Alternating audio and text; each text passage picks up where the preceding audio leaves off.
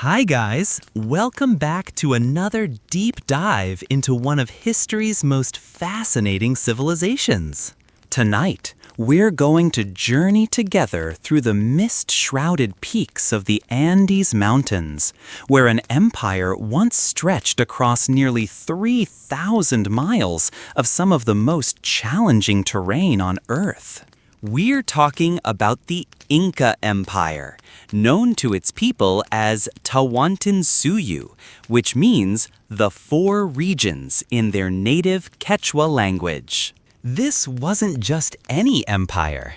This was a civilization that built roads that would make modern engineers weep with admiration, constructed buildings so precisely that you still can't slip a knife blade between their stones, and created a society so organized that they managed to feed, clothe, and govern over 12 million people without ever inventing the wheel or developing a written language as we know it. From the sacred city of Cusco, nestled high in the Peruvian Andes, to the mysterious mountain citadel of Machu Picchu, from the engineering marvels of Sacsayhuaman to the agricultural terraces that still feed people today, we're going to explore how a small tribe from the highlands of Peru grew to become the largest empire in pre-Columbian America, and we're going to uncover the secrets that made it all possible. Okay, friends, before you settle in, if you enjoy this kind of deep dive content, then click the like button and don't forget to subscribe. And yes, leave a comment letting me know where you're watching from and what time it is there. I really enjoy seeing where everyone is listening from. Now, dim the lights and turn on the fan, and let's dive into tonight's journey together. Our story begins in the mists of time, somewhere around the year 1200 CE, though the exact dates remain shrouded in mystery because the Incas didn't keep written records in the way we might expect. Instead, they used an intricate system of knotted strings called quipu to record information, a system so complex that modern scholars are still trying to fully decipher its secrets. Picture, if you will, the high valleys of the Andes Mountains in what is now Peru, where the air is thin and the landscape is both breathtaking and unforgiving. Here, among the scattered tribes that called this harsh but beautiful land home, there was one small group that would eventually change the course of history. They called themselves the Inca, though this word actually referred specifically to their ruler, and they began as just another highland tribe trying to survive in one of the world's most challenging environments. The founding myth of the Incas is as captivating as it is mysterious, and like many origin stories, it blends historical possibility with divine intervention in ways that make it difficult to separate fact from legend.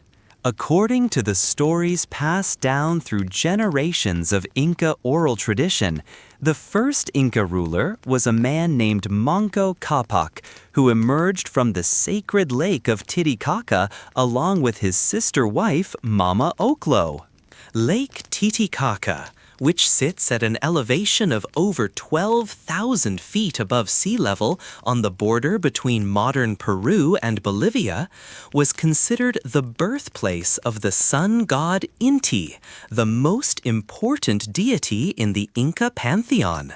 This massive body of water, stretching over 3,000 square miles and reaching depths of nearly 1,000 feet, was unlike anything else in the high Andes, a shimmering mirror of blue surrounded by snow-capped peaks that seemed to touch the sky itself. The lake held profound spiritual significance for all the peoples of the region, not just the Incas, and archaeological evidence suggests that it had been a center of religious activity for over 1,000 years before the Incas arrived on the scene.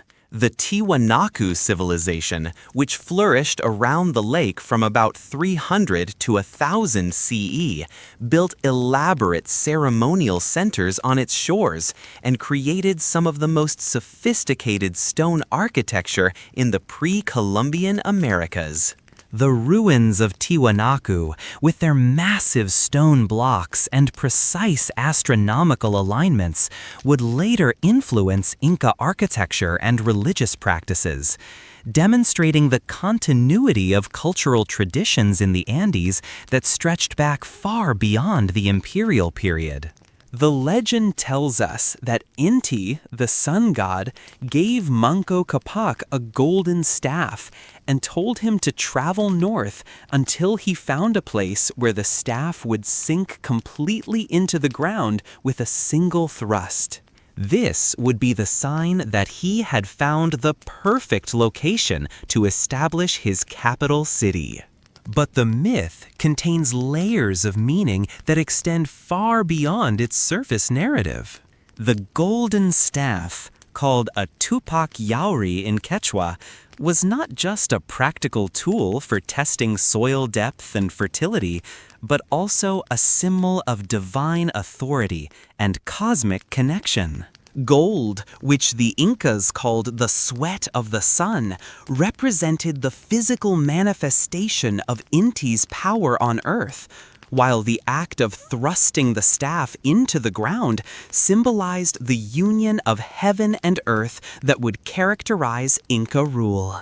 The journey of Manco Capac and Mama Oclo from Lake Titicaca to Cusco was said to have taken them through various sacred sites and powerful locations, each one testing their resolve and adding to their spiritual authority.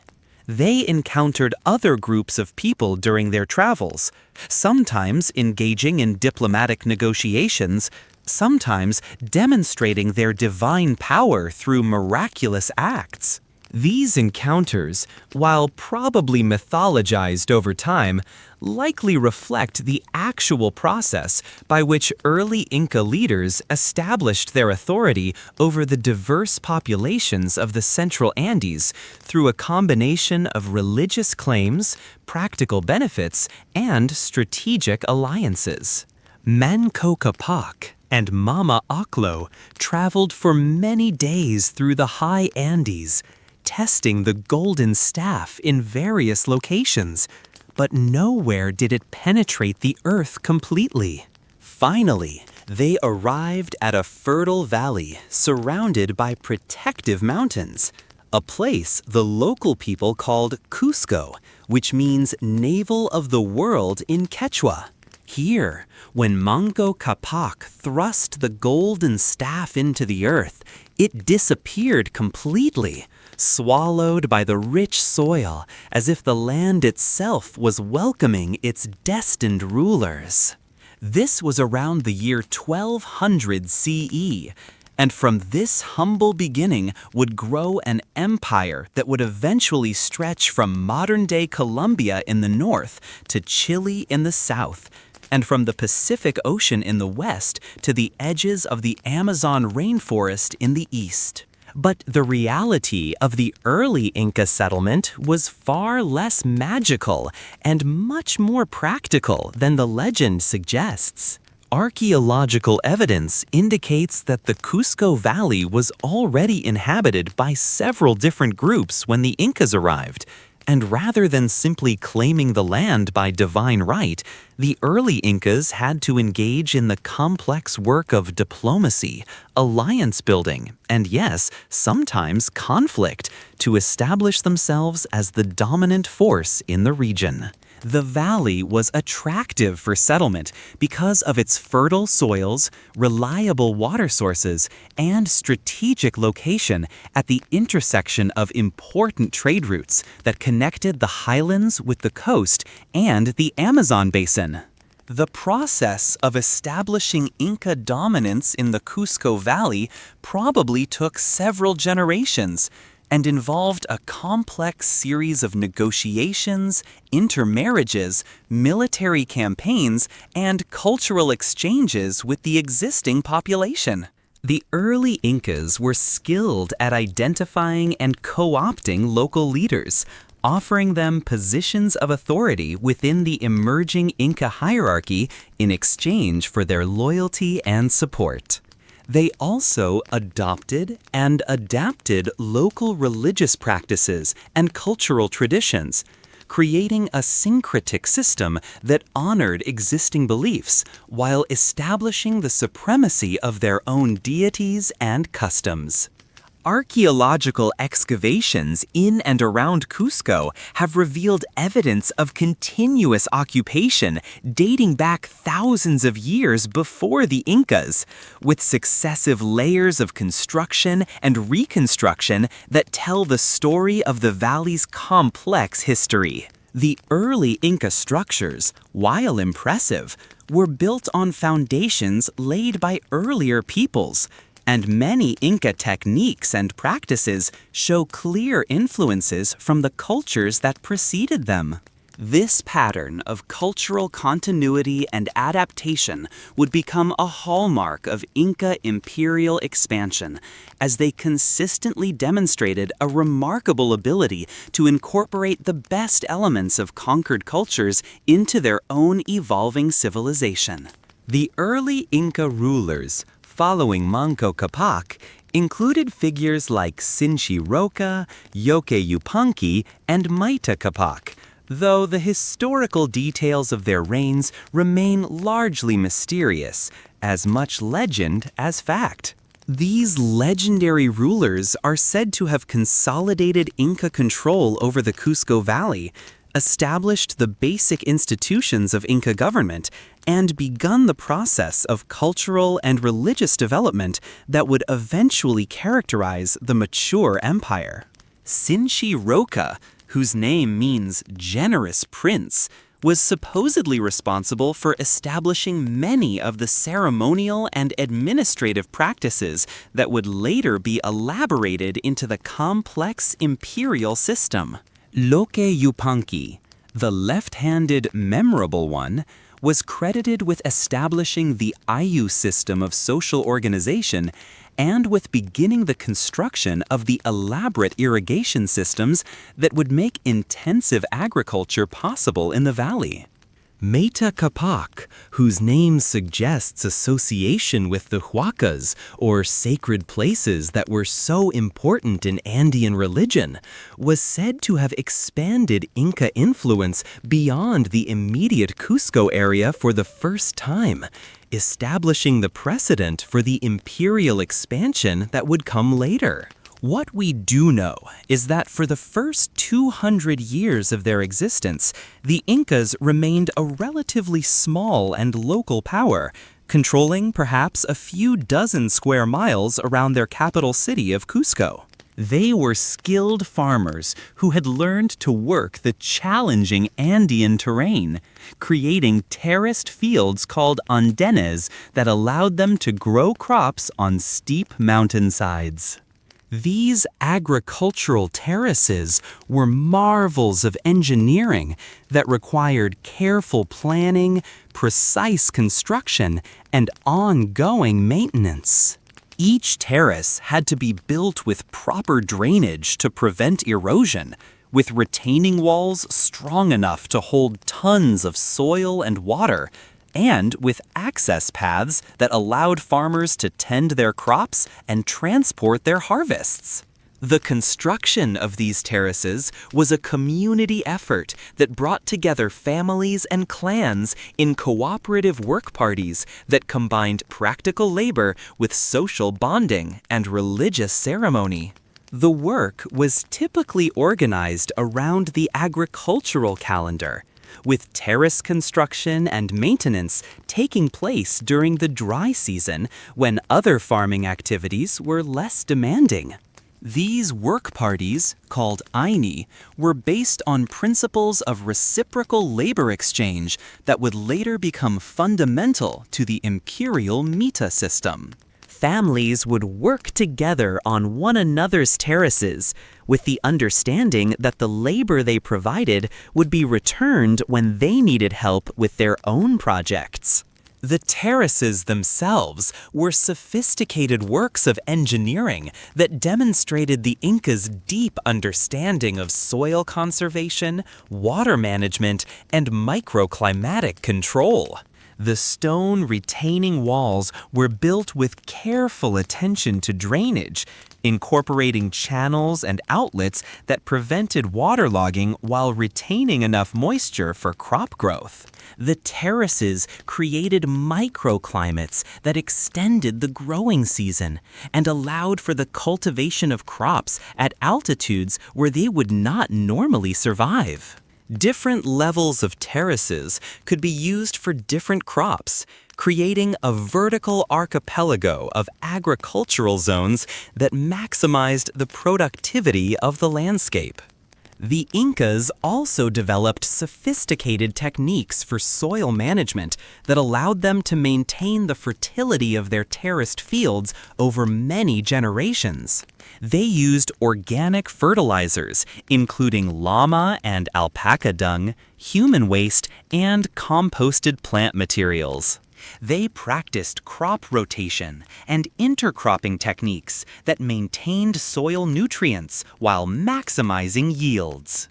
They also developed an extensive knowledge of plant breeding and selection that allowed them to create varieties of potatoes, maize, and other crops that were specifically adapted to different altitudes, soil types, and climate conditions. Beyond agriculture, the early Incas were also accomplished builders, developing techniques for working with stone that would eventually become legendary. Even in their early period, before the imperial expansion began, they were creating stone structures that demonstrated remarkable skill and precision. They learned to cut and shape stone blocks so that they fit together perfectly without the need for mortar, creating walls that could withstand earthquakes and other natural disasters while remaining stable for centuries. The techniques they developed for stone cutting and placement were closely guarded secrets that were passed down from master craftsmen to their apprentices through generations of practice and refinement. The process began with the selection of appropriate stone from quarries that were sometimes located many miles from the construction site.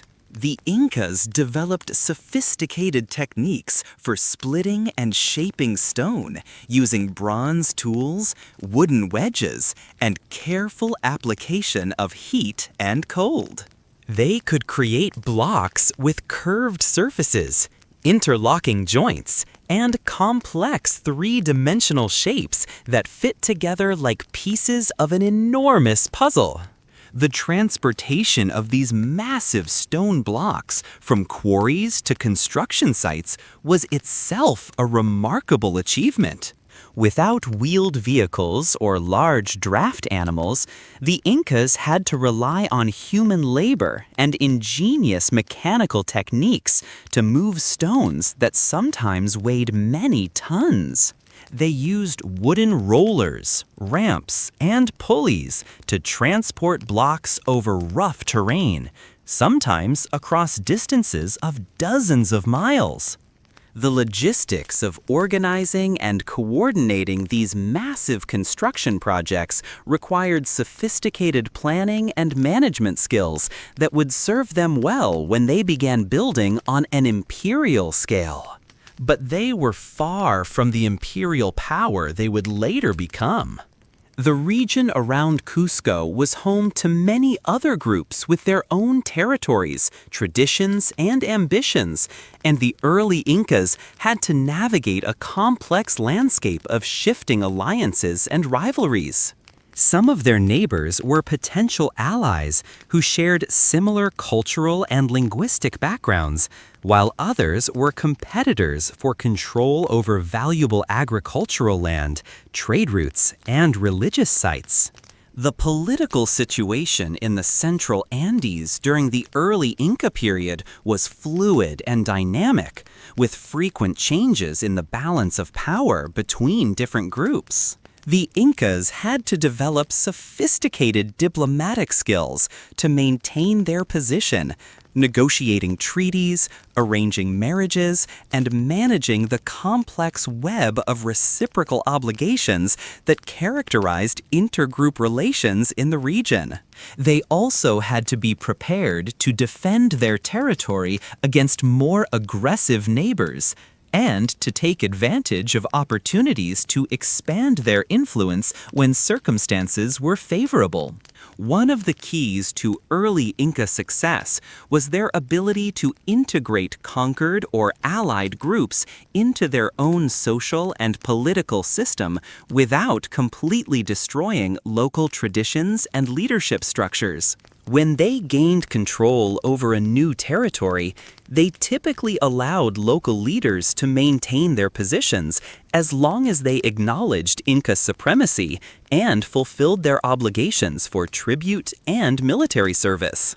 This policy of selective accommodation made Inca rule more acceptable to subject populations, while also providing the Incas with experienced administrators who understood local conditions and could serve as intermediaries between the imperial government and local communities. The early Incas also began developing the religious and ceremonial practices that would later become central to imperial ideology and administration. They established Cusco as a sacred center associated with the worship of Inti, the sun god, and they began the construction of temples and ceremonial complexes that would attract pilgrims and tribute from surrounding areas. They developed elaborate rituals and festivals that reinforced their claims to divine authority, while also providing opportunities for different groups to come together in peaceful interaction and mutual recognition.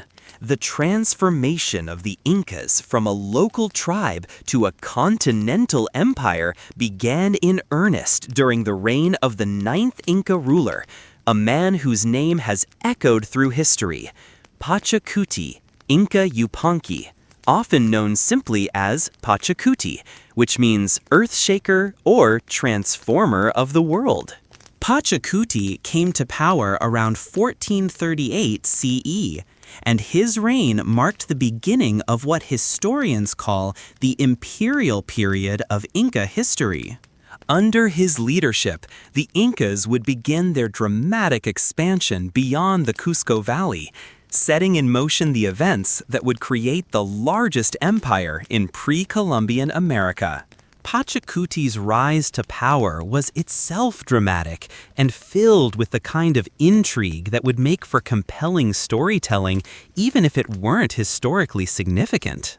According to Inca oral tradition, Pachacuti was not originally intended to be the heir to the Inca throne. That honor was supposed to go to his older brother, Inca Orco. But when the neighboring Chonca people launched a massive attack against Cusco around 1438, threatening to destroy the Inca capital, it was Pachacuti who rose to meet the challenge, while his father, Viracocha Inca, and his designated heir fled the city. The story goes that as the Chonca forces approached Cusco, Pachacuti had a vision from the sun god Inti, who promised him victory and showed him how even the stones of the battlefield would rise up to fight alongside the Incas. Whether or not divine intervention played a role, Pachacuti managed to rally the defenders of Cusco and not only repel the Chonca attack, but pursue the retreating enemy and claim a decisive victory. This triumph established his reputation as both a military leader and a ruler blessed by the gods, and it set the stage for his assumption of the Inca throne and the beginning of imperial expansion. But Pachacuti was much more than just a successful general. He was also a visionary administrator who understood that creating an empire required more than just military conquest. He revolutionized Inca society, establishing many of the systems and institutions that would allow the empire to grow and function effectively across vast distances and diverse populations.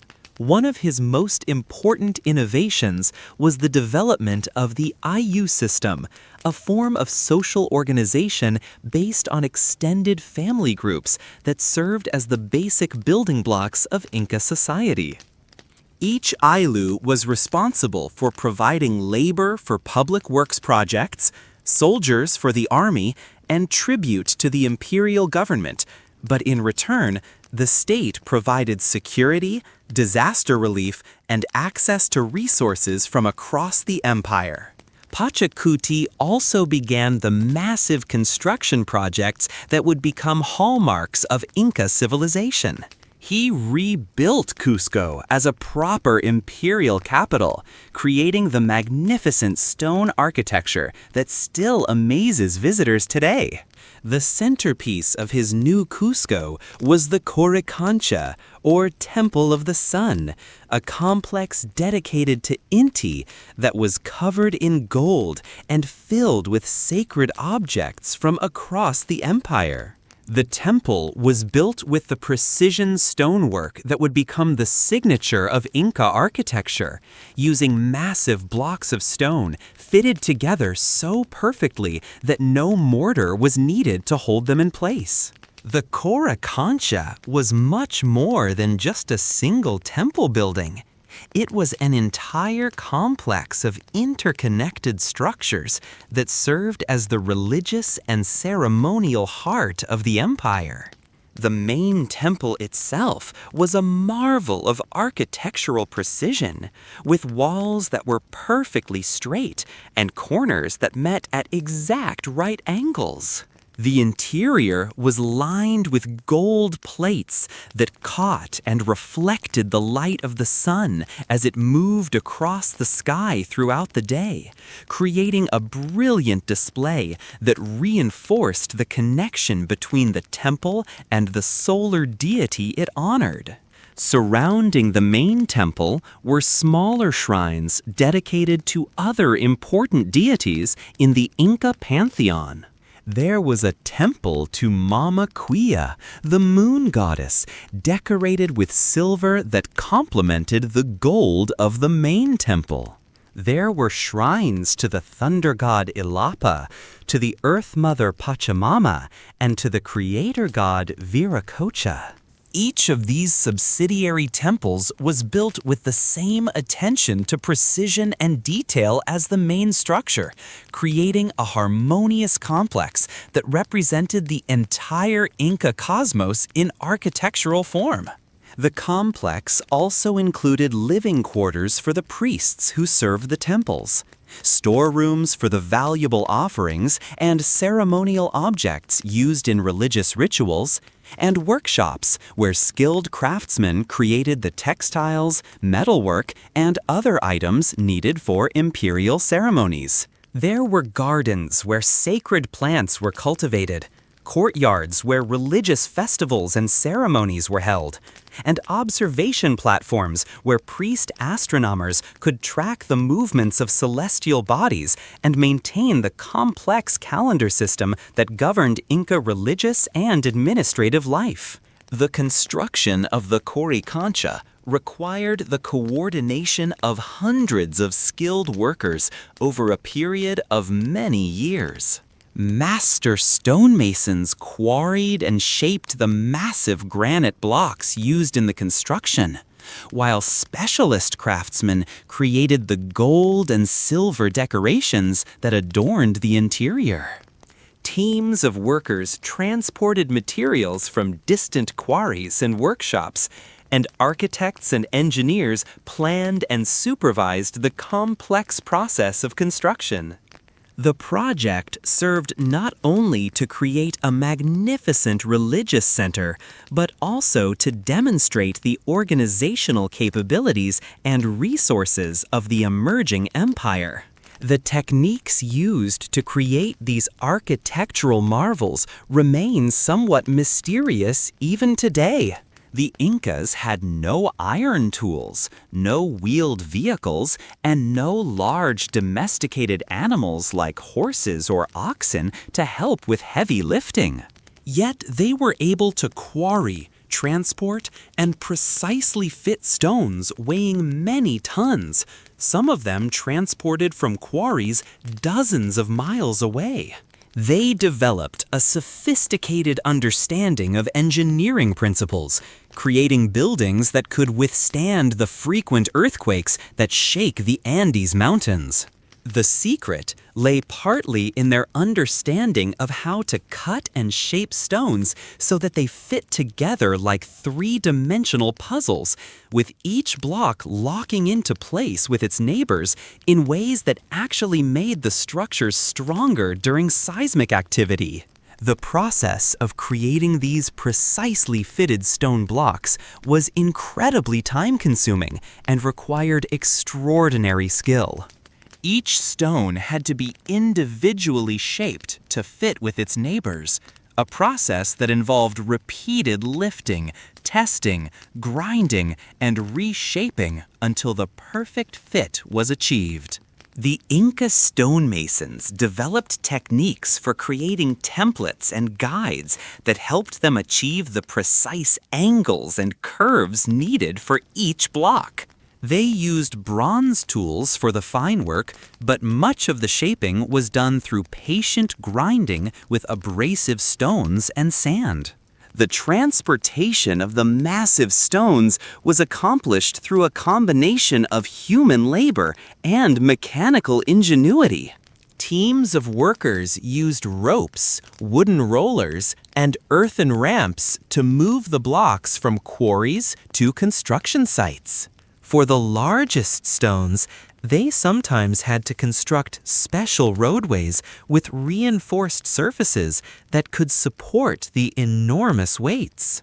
The coordination required for these transportation projects was immense, involving not only the workers who actually moved the stones, but also the communities that provided food, shelter, and other support for the construction crews.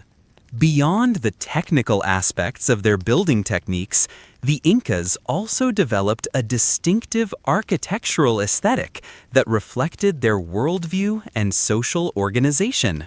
Their buildings featured trapezoidal doorways and windows, which were both structurally sound and symbolically important, representing the stability and permanence of the empire. The trapezoidal shape, with its narrow top and wide base, distributed weight evenly and provided excellent resistance to earthquake damage. But it also symbolized the hierarchical structure of Inca society, with the narrow top representing the emperor and nobility, and the broad base representing the common people who supported the entire social structure. The Incas built on a massive scale, creating public spaces that could accommodate thousands of people for religious ceremonies and state functions. The main plaza of Cusco, called Huacaypata, was large enough to hold the entire population of the city during important festivals. It was paved with stones and surrounded by the palaces of the royal family and the homes of the highest nobility. During major ceremonies, the plaza would be filled with people dressed in their finest clothing, creating a spectacular display of color and pageantry that reinforced the power and prestige of the imperial government. The famous fortress of Sacsayhuaman, constructed during Pachacuti's reign on a hill overlooking Cusco, required the quarrying and placement of stones weighing up to 200 tons, arranged in zigzag patterns that created an impregnable defensive position while also serving as a powerful symbol of Inca engineering prowess. The zigzag design wasn't just decorative.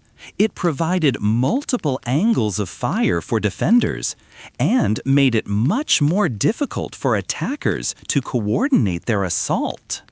The fortress could house thousands of soldiers and contained extensive storerooms for food, weapons, and other supplies needed during a siege. The construction of Sacsayhuaman took decades to complete and involved workers from throughout the emerging empire. The largest stones used in its construction are among the biggest ever moved and precisely placed by any pre-industrial civilization. Yet, they fit together so perfectly that it's impossible to insert even a thin blade between them. The fortress served both as a practical defensive installation and as a demonstration of imperial power that could be seen from miles away, sending a clear message to potential enemies about the capabilities and determination of the Inca state. As Pachacuti transformed the physical and social landscape of Cusco, he also began the military campaigns that would establish the Inca Empire as a major power in the Andes. His strategy was sophisticated and multifaceted, combining military pressure with diplomacy, economic incentives, and religious integration. When approaching a new region, the Incas would first attempt to incorporate local populations peacefully, offering the benefits of joining the empire: access to the extensive road system, protection from enemies, disaster relief during famines or natural disasters, and the opportunity to participate in the elaborate ceremonial and economic life of the empire. Local leaders who agreed to submit to Inca rule were often allowed to maintain their positions, though they were required to send their children to Cusco to be educated in Inca ways and to serve as hostages, ensuring their parents' continued loyalty. The Incas were remarkably pragmatic about incorporating local customs and beliefs into their imperial system, as long as the fundamental supremacy of Inca rule and the worship of Inti were acknowledged. They understood that ruling a vast and diverse empire required flexibility and accommodation, not just force. However, for those groups that resisted Inca expansion, the consequences could be severe. The Inca military was highly organized and effective, built around a core of professional soldiers supported by conscripts from throughout the empire. They used a variety of weapons, including clubs, spears, slings, and bows, and they were particularly skilled at siege warfare and fighting in the challenging terrain of the Andes. They also employed psychological warfare, using their reputation for both generosity to allies and ruthlessness to enemies to encourage submission without the need for actual combat. Under Pachacuti's leadership, the Incas began expanding their territory systematically, first securing control over the entire Cusco Valley and the surrounding highlands, then moving outward to incorporate neighboring regions. They conquered the Lupaca people around Lake Titicaca, gaining control of the sacred lake and its surrounding agricultural lands. They moved north into the territory of the Huanca people, bringing the fertile valleys of central Peru under Inca control. Each conquest brought new resources, new populations, and new challenges of administration and integration. One of Pachacuti's most important innovations was the development of the mita system, a form of labor tax that required all adult members of the empire to contribute a certain amount of work to public projects each year. This wasn't slavery in the traditional sense, as the workers were provided with food, housing, and other necessities during their service, and their home communities were supported while they were away. The Mita system allowed the Incas to mobilize enormous amounts of labor for construction projects, road building, agricultural terracing, and other public works without creating a permanent class of enslaved workers. The Mita workers built the extensive road system that became one of the most impressive achievements of the Inca Empire. This network of roads, known as the Capac Ñan, eventually stretched for over 25,000 miles across some of the most challenging terrain on Earth. There were two main routes: the Highland Road that ran along the spine of the Andes Mountains, and the Coastal Road that paralleled the Pacific Ocean. These were connected by numerous cross routes that allowed for communication and travel between all parts of the empire. The Highland Road, which the Incas called the Capac Ñan, or Royal Road, was the more impressive of the two main routes. It ran for over 3,000 miles from the northern borders of the empire in modern-day Colombia to the southern frontiers in Chile, crossing some of the highest and most difficult terrain in the world. The road had to traverse mountain passes at altitudes of over 16,000 feet, where the air is so thin that even today, many people require time to acclimatize before they can function effectively. Yet the Incas built and maintained a highway system that allowed regular traffic to move through these extreme environments safely and efficiently. The Coastal Road ran parallel to the Pacific Ocean for over 2,400 miles, connecting the major population centers of the western part of the empire. This route had its own challenges, as it had to cross some of the world's driest deserts, including the Atacama Desert, where rainfall is so rare that some weather stations have never recorded any precipitation at all. The Incas marked the route across these seemingly featureless landscapes with stone markers and built rest stations with carefully maintained supplies of water and food. The engineering challenges faced by the road builders were enormous and required innovative solutions that demonstrated the Incas' sophisticated understanding of construction and logistics. In mountainous terrain, they carved roadways along cliff faces, sometimes creating paths that were barely wide enough for a person to walk safely. When they encountered deep gorges or river valleys, they built suspension bridges using techniques that were far ahead of their time. These bridges were constructed entirely from plant fibers, primarily the tough grass called ichu that grows at high altitudes, woven into ropes that were strong enough to support the weight of heavily loaded travelers and pack animals.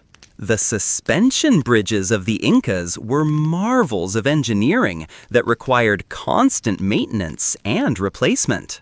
The main cables were woven from thousands of individual fibers that were twisted together to create ropes with enormous tensile strength.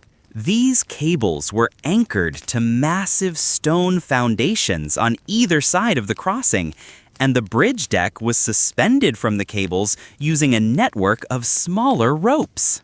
The entire structure was flexible enough to sway with the wind without breaking, yet stable enough to provide safe passage for travelers carrying heavy loads. The construction and maintenance of these bridges required specialized knowledge and skills that were passed down through families of bridge builders. Each bridge had a designated keeper who was responsible for its upkeep, collecting tolls from users to pay for materials and labor needed for repairs. The bridge keepers were highly respected members of their communities, as the bridges were often the only way to cross otherwise impassable obstacles.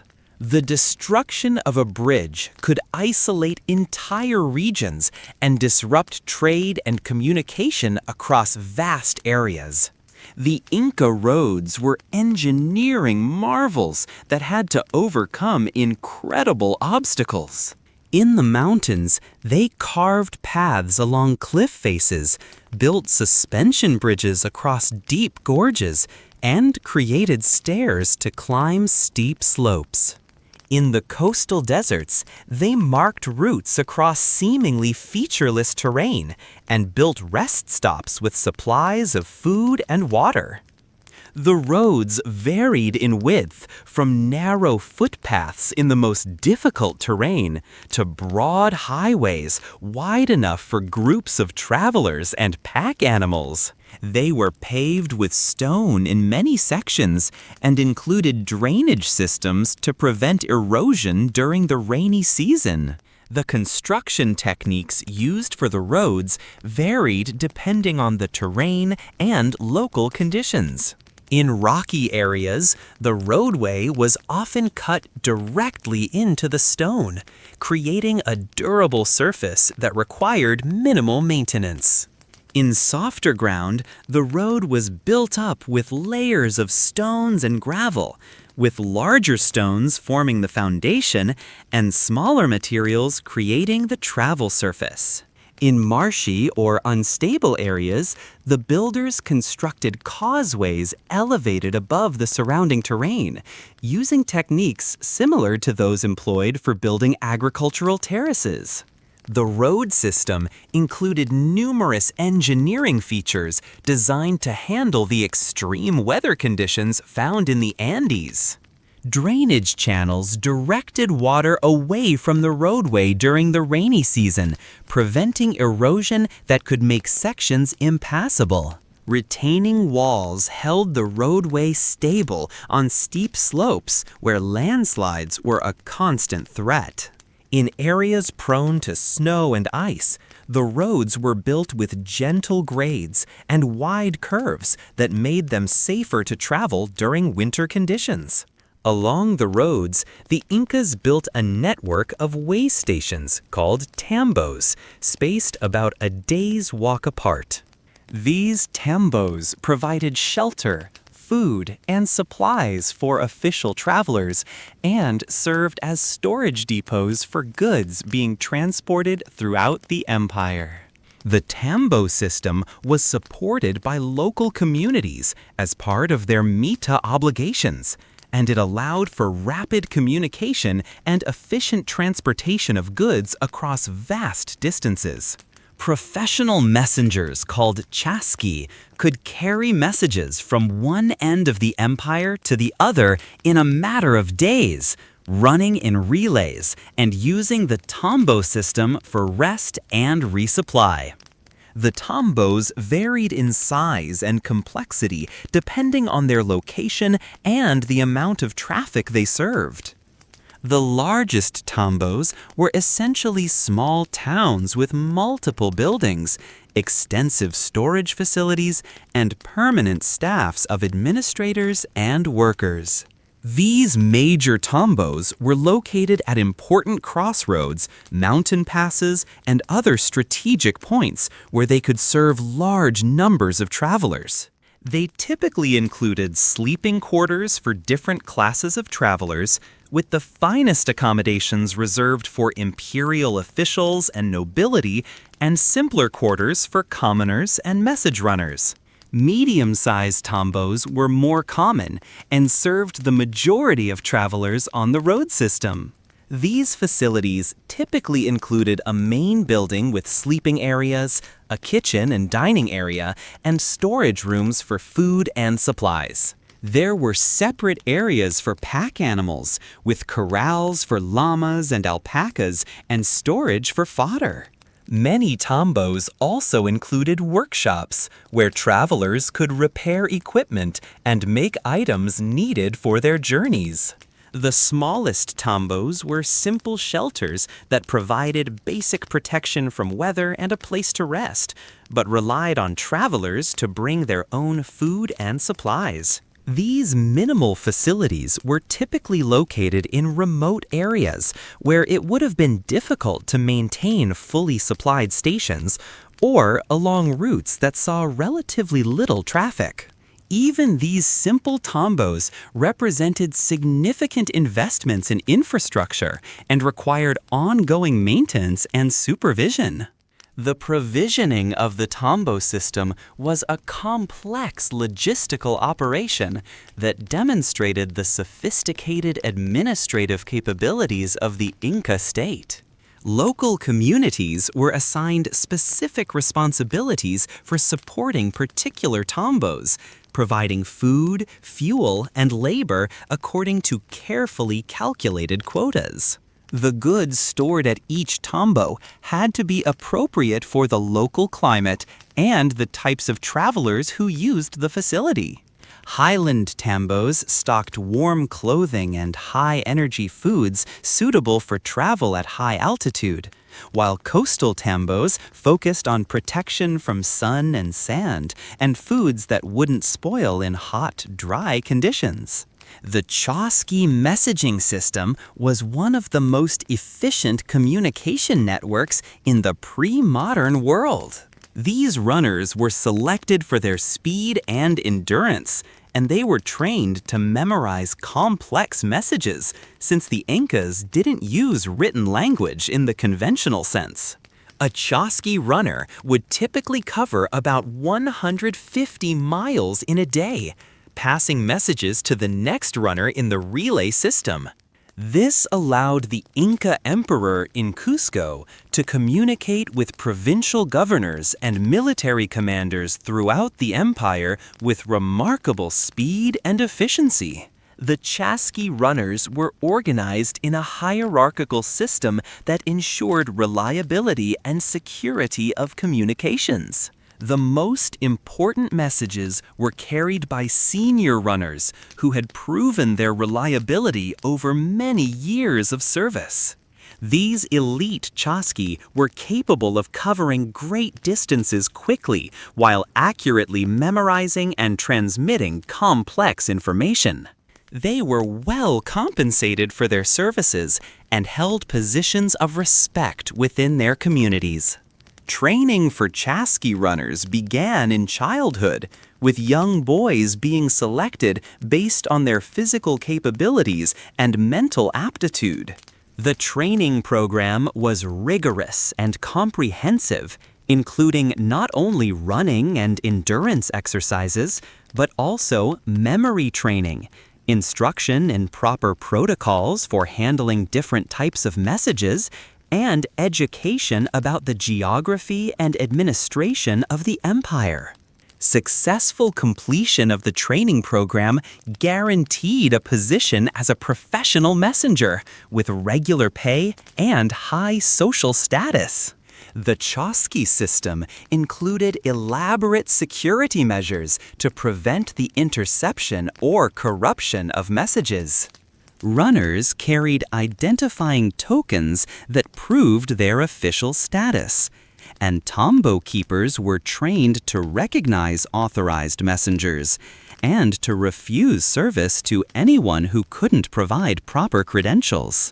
Important messages were sometimes carried by multiple runners taking different routes, ensuring that even if one messenger was delayed or prevented from completing his mission, the information would still reach its destination.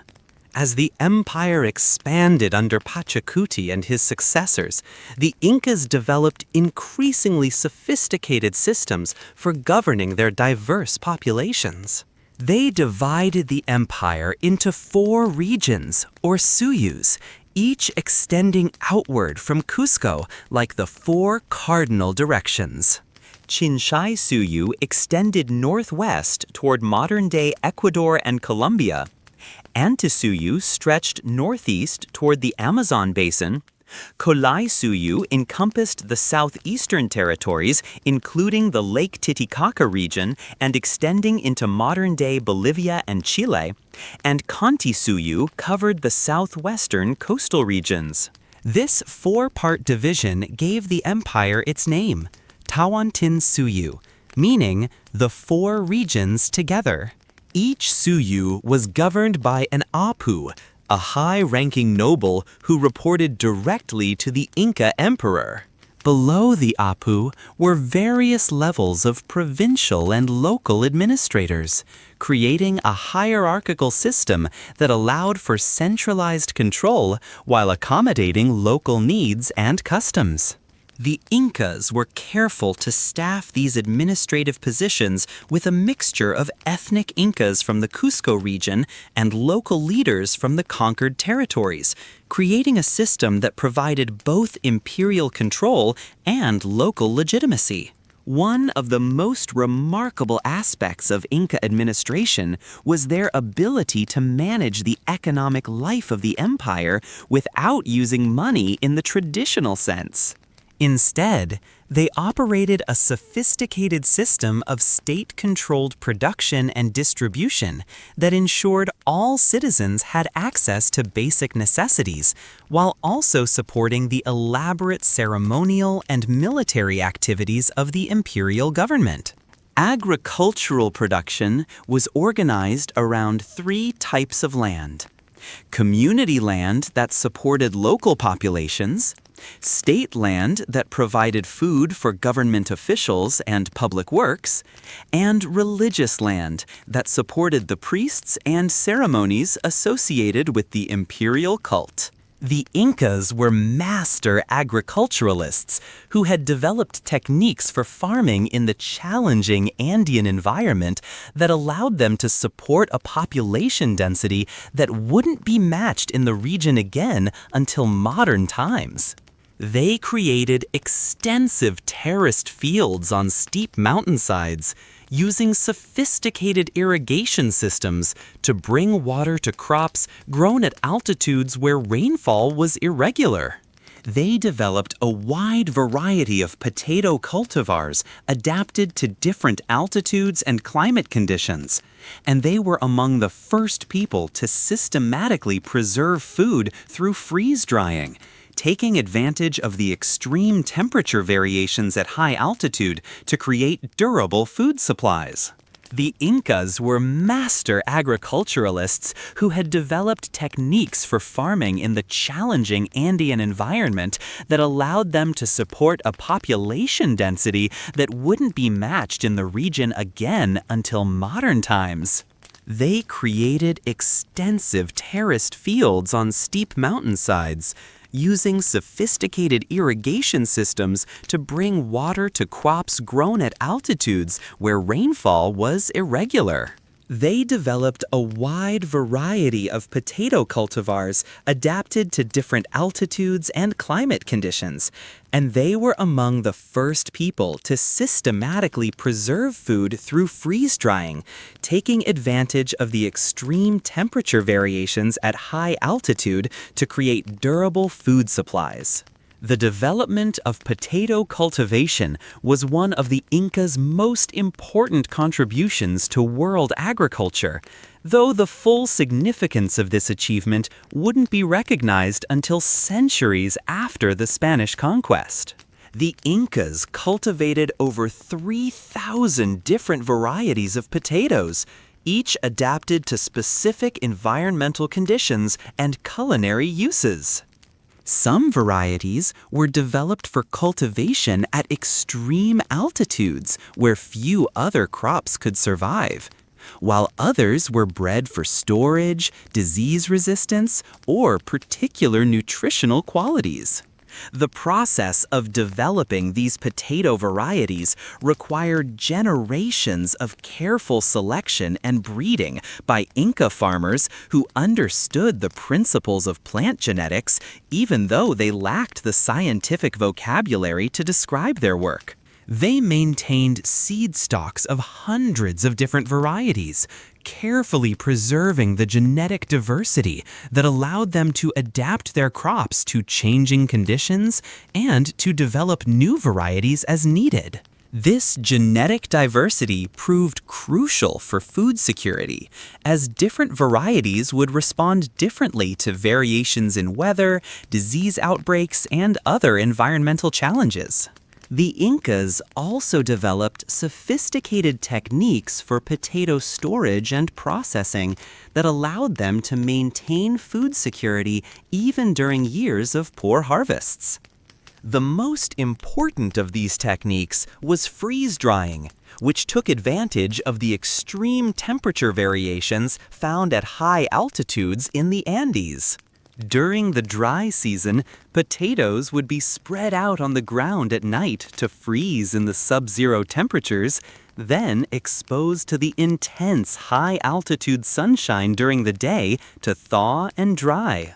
This process would be repeated for several days until all moisture had been removed from the potatoes, creating a durable product called chuño that could be stored for years without spoiling.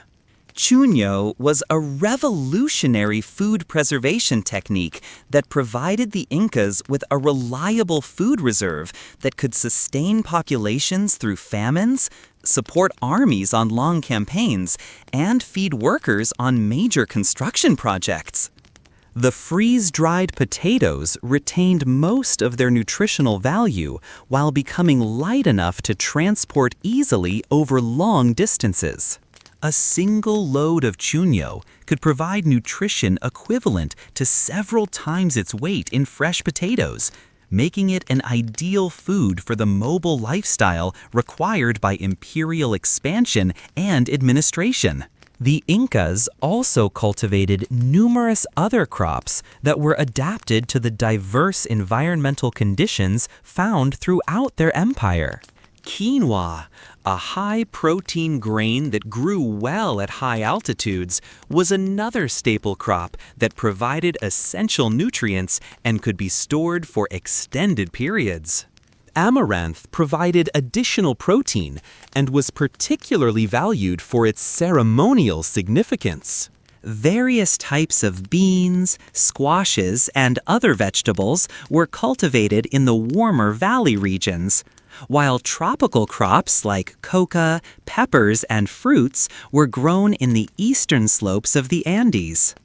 The cultivation of coca deserves special attention, as this plant played a crucial role in Inca society that extended far beyond its nutritional value.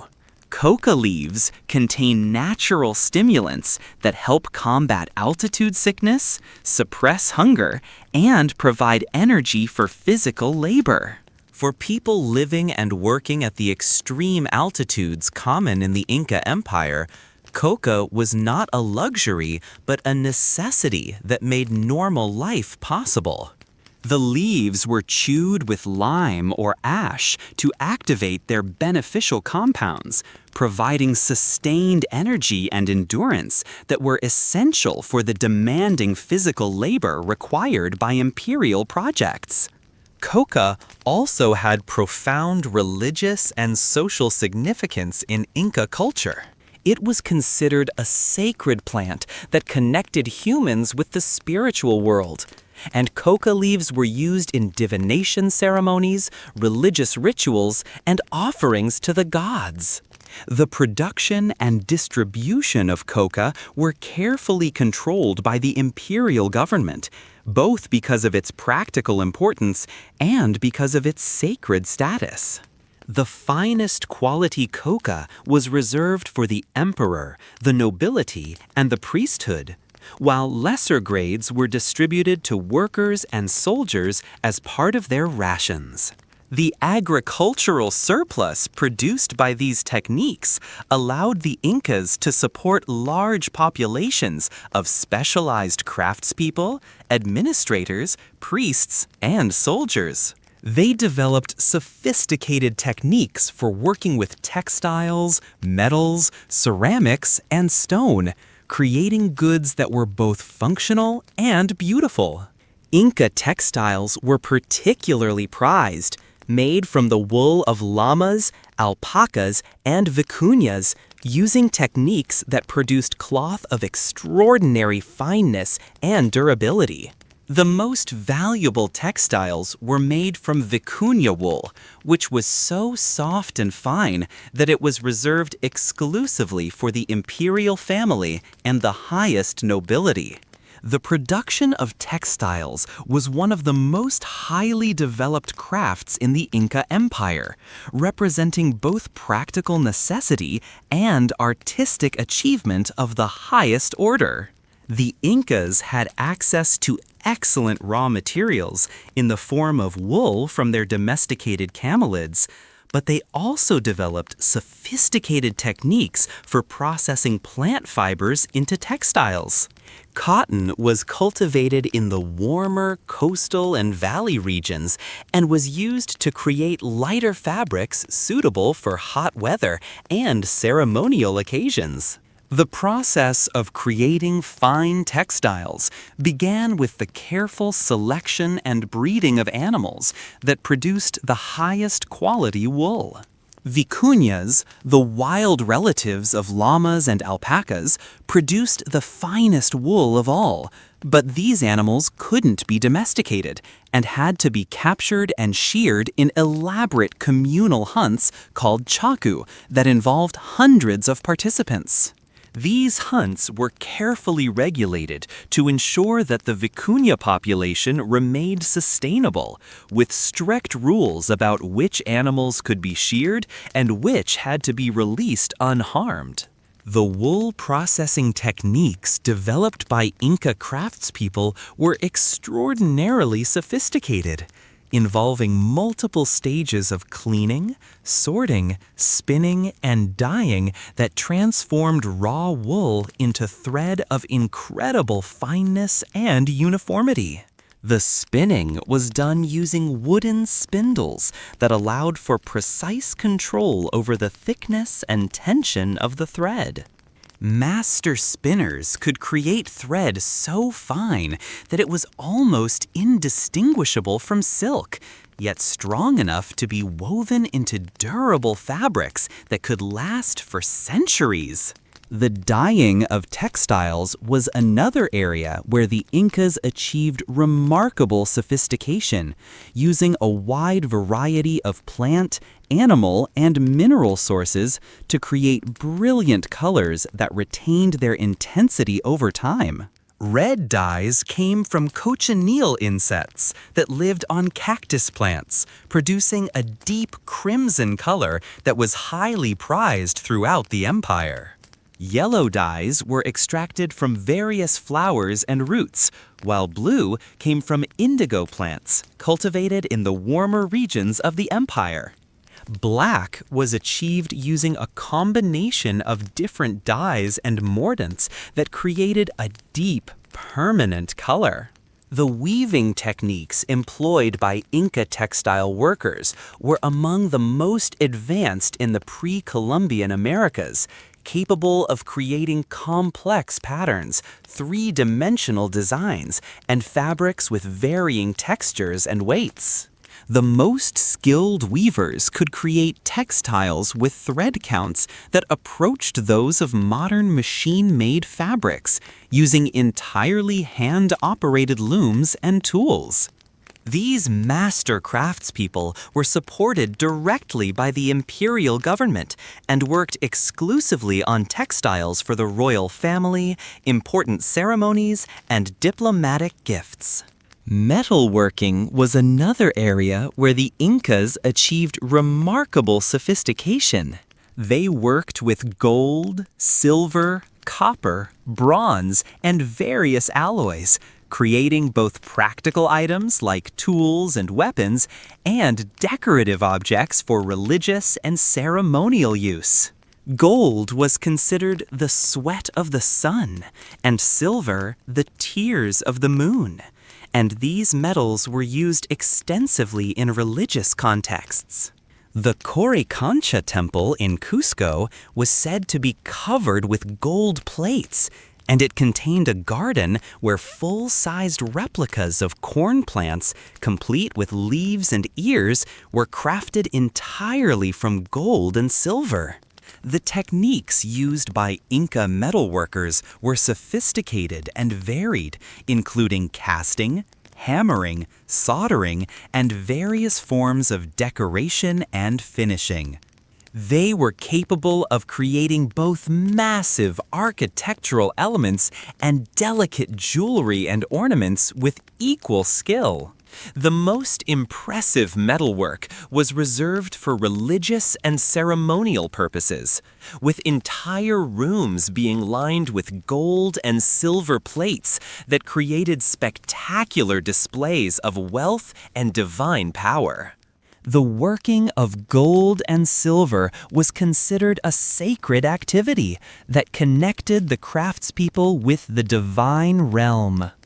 Gold, associated with the sun god Inti, was the most precious metal and was used primarily for objects related to imperial and religious authority.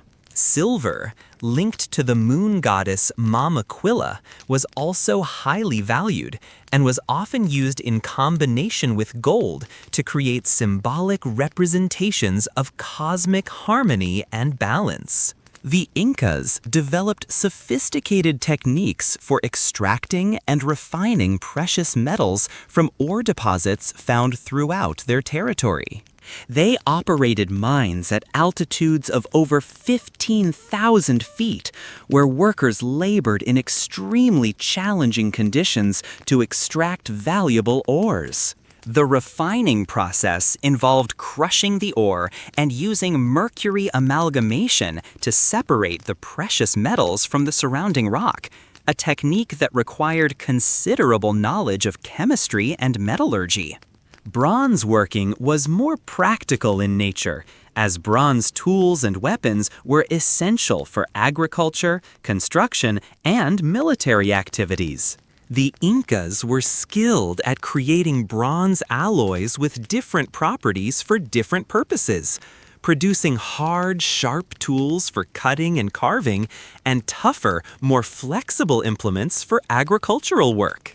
They also created bronze ceremonial objects and ornaments, often combining bronze with precious metals to create objects that were both functional and beautiful. The production of metal objects was organized as a specialized craft that required years of training and practice to master. Young apprentices would begin by learning basic techniques like fire management and simple forming operations, gradually advancing to more complex procedures as their skills developed. Master metal workers were highly respected members of society who often worked exclusively for the imperial government or the most important temples and nobles. The ceramic arts were another area of significant achievement for Inca craftspeople, who created both utilitarian pottery for everyday use and elaborate ceremonial vessels for religious and state occasions. Inca pottery was characterized by its distinctive shapes, sophisticated decoration, and high-quality construction that combined functionality with aesthetic appeal. The most common forms included large storage jars called arribalos, drinking vessels, cooking pots, and serving dishes, each designed for specific purposes and often decorated with symbolic motifs that reflected Inca religious and cultural beliefs. The production of ceramics required access to suitable clay deposits and sophisticated knowledge of firing techniques that could produce durable, waterproof vessels. The Incas developed kilns that could reach the high temperatures necessary for creating strong, long-lasting pottery, and they understood how to control the firing process to achieve different colors and surface finishes. The decoration of pottery involved painting with mineral pigments before firing, creating permanent designs that wouldn't wear off with use. The most elaborate ceramic vessels were created for ceremonial and religious purposes, often featuring complex geometric patterns, representations of animals and plants, and abstract designs that had symbolic significance in Inca cosmology. These ceremonial vessels were used in important religious rituals and were often buried with high-ranking individuals as grave goods that would accompany them into the afterlife. The religious beliefs of the Incas were complex and sophisticated, incorporating elements from the various cultures they had conquered while maintaining the supremacy of their own deities. At the center of the pantheon was Inti, the sun god, who was considered the ancestor of the Inca royal family and the source of their divine right to rule. Mama Quilla, the moon goddess, was Inti's wife and the protector of women. Viracocha was the creator god, responsible for making the world and all living things. Pachamama, the Earth Mother, was the goddess of fertility and agriculture, particularly important in a society so dependent on farming. The Incas practiced a form of ancestor worship that played a crucial role in their social and political organization. The mummified remains of dead emperors, called malkis, were kept in the Coricancha and were brought out for important ceremonies. These royal mummies were treated as if they were still alive, being offered food and drink and consulted on important decisions. Each dead emperor retained ownership of all the property he had accumulated during his lifetime, which meant that each new emperor had to acquire his own lands and wealth through conquest or other means. This system provided a powerful incentive for imperial expansion, as each new ruler needed to prove his worth by adding new territories to the empire. Religious ceremonies were elaborate affairs that reinforced the social order and the divine nature of imperial rule. The most important was Inti Raymi, the festival of the sun, held during the winter solstice in June. This celebration lasted for several days and involved thousands of participants, including nobles from throughout the empire who traveled to Cusco for the occasion. The ceremonies included sacrifices of llamas and other valuable goods, elaborate processions, dancing, and feasting. The emperor himself played a central role, appearing in his most magnificent regalia as the living representative of Inti on Earth. The Incas also practiced human sacrifice, though apparently much less frequently than some other pre-Columbian civilizations. The most significant form was the Capacocha ceremony, in which children from throughout the empire were selected for their beauty and perfection, brought to Cusco for elaborate rituals, and then taken to high mountain peaks to be sacrificed to the gods. These sacrifices were reserved for the most important occasions, such as the death of an emperor, major natural disasters, or critical moments in military campaigns.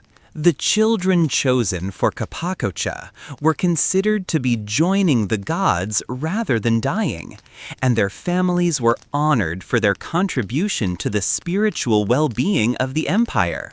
Education in the Inca Empire was limited to the nobility and focused primarily on preparing young people for administrative and religious roles. The children of provincial leaders were brought to Cusco to be educated alongside the sons and daughters of the Inca nobility, learning Quechua, the official language of the empire, as well as the complex protocols of imperial administration and religious practice. This system served both to acculturate the children of conquered peoples and to create a hostage system that ensured the loyalty of their parents.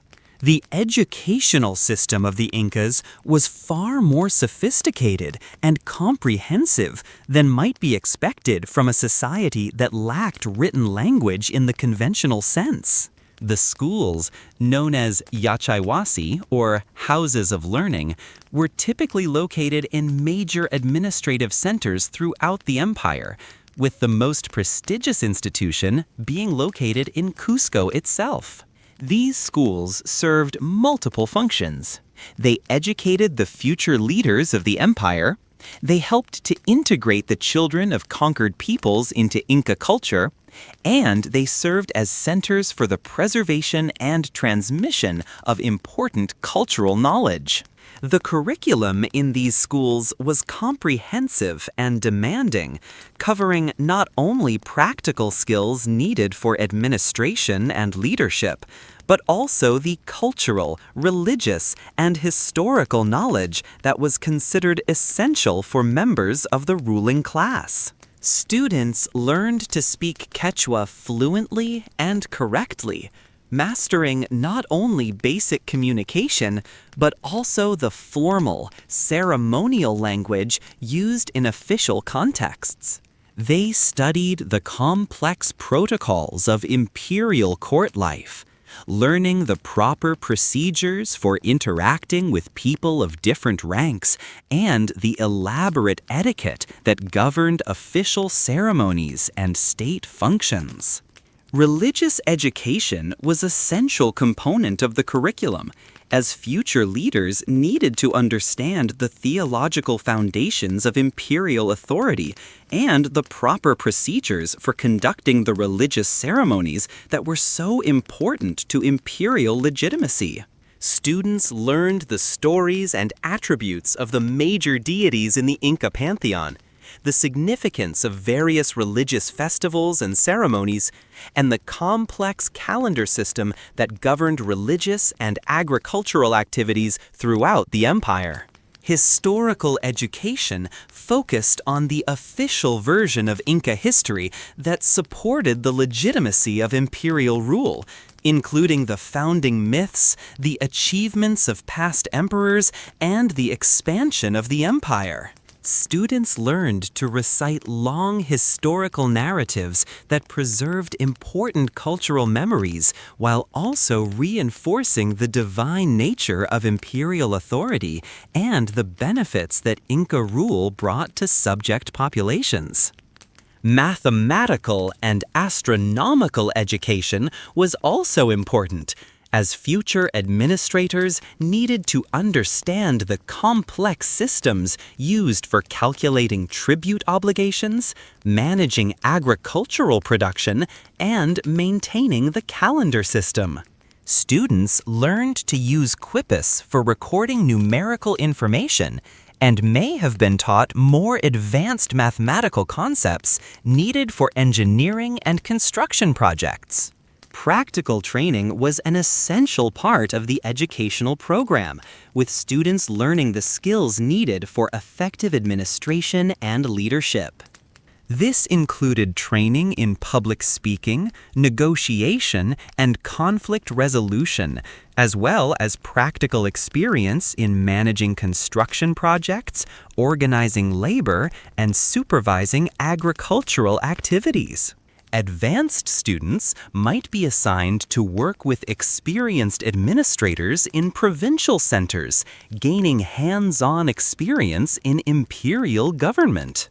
Physical education was also emphasized, as future leaders were expected to be capable warriors and to demonstrate the physical prowess that was associated with noble status. Students participated in athletic competitions, military training, and ceremonial activities that developed their strength, coordination, and endurance. The most promising students might receive specialized military training that prepared them for leadership roles in the imperial army. The selection of students for these educational programs was based on both social status and demonstrated ability. While the children of the highest nobility were automatically eligible for the best educational opportunities, talented children from lower-ranking families could sometimes be selected for educational programs if they showed exceptional promise. This selective process helped to ensure that the most capable individuals were prepared for leadership roles, while also providing opportunities for social mobility based on merit. The teachers in these educational institutions were typically priests, experienced administrators, and other members of the imperial elite who had demonstrated mastery of the knowledge and skills being taught. Teaching was considered an important form of public service that contributed to the stability and effectiveness of the empire. The most distinguished teachers were highly respected and could influence imperial policy through their roles in educating future leaders. The Incas developed several important innovations in record-keeping and communication despite not having a conventional writing system. The quipu, made of knotted strings in various colors, could record numerical information with great precision and may have been capable of encoding more complex information as well. Different types of knots, their positions on the strings, the colors of the strings, and the relationships between different strings all carried meaning. Master quipu keepers, called quipu kamayaks, underwent extensive training to learn how to create and interpret these complex records. The quipu system was far more sophisticated than a simple counting device, though its full capabilities remain poorly understood today due to the loss of traditional knowledge about how to interpret the more complex quipus. Archaeological evidence suggests that quipus could record information about population figures, tribute obligations, astronomical observations, and possibly even historical narratives and laws. The Spanish conquistadors noted that Inca administrators could use quipus to quickly access detailed information about any aspect of imperial administration, from the number of warriors available in a particular province to the amount of maize stored in specific warehouses. The creation of quipus was a specialized skill that required years of training and practice to master. Quipukamayaks had to learn not only the technical aspects of knot tying and color coding, but also the complex conventions and procedures that governed how different types of information were encoded and retrieved. They had to memorize the meanings of hundreds of different knot types and combinations, understand the significance of different colors and their relationships to each other, and master the mathematical relationships that allowed numerical information to be recorded with great precision. The most skilled quipu kamayaks were capable of creating quipus that recorded incredibly complex information in relatively compact form. A single quipu might contain detailed information about the population, resources, and obligations of an entire province, encoded in a system of knots and colors that could be quickly read and interpreted by trained specialists. These master record keepers were essential to the functioning of the imperial administration and were highly valued for their specialized knowledge. Different regions of the empire developed their own variations and specializations within the quipu system, reflecting local needs and traditions while maintaining compatibility with the overall imperial system. Some quipukamayokes specialized in recording astronomical observations, others focused on agricultural data, and still others concentrated on military and administrative information. This specialization allowed for greater precision and efficiency in record-keeping, while also distributing the burden of maintaining the empire's vast information systems.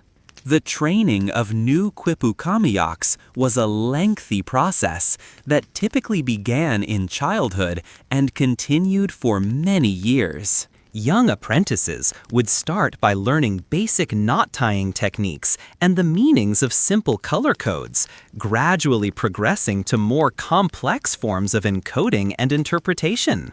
The most advanced students would eventually be assigned to work with master quipucamayaks on important imperial projects, gaining practical experience in creating and maintaining the records that were essential to imperial administration.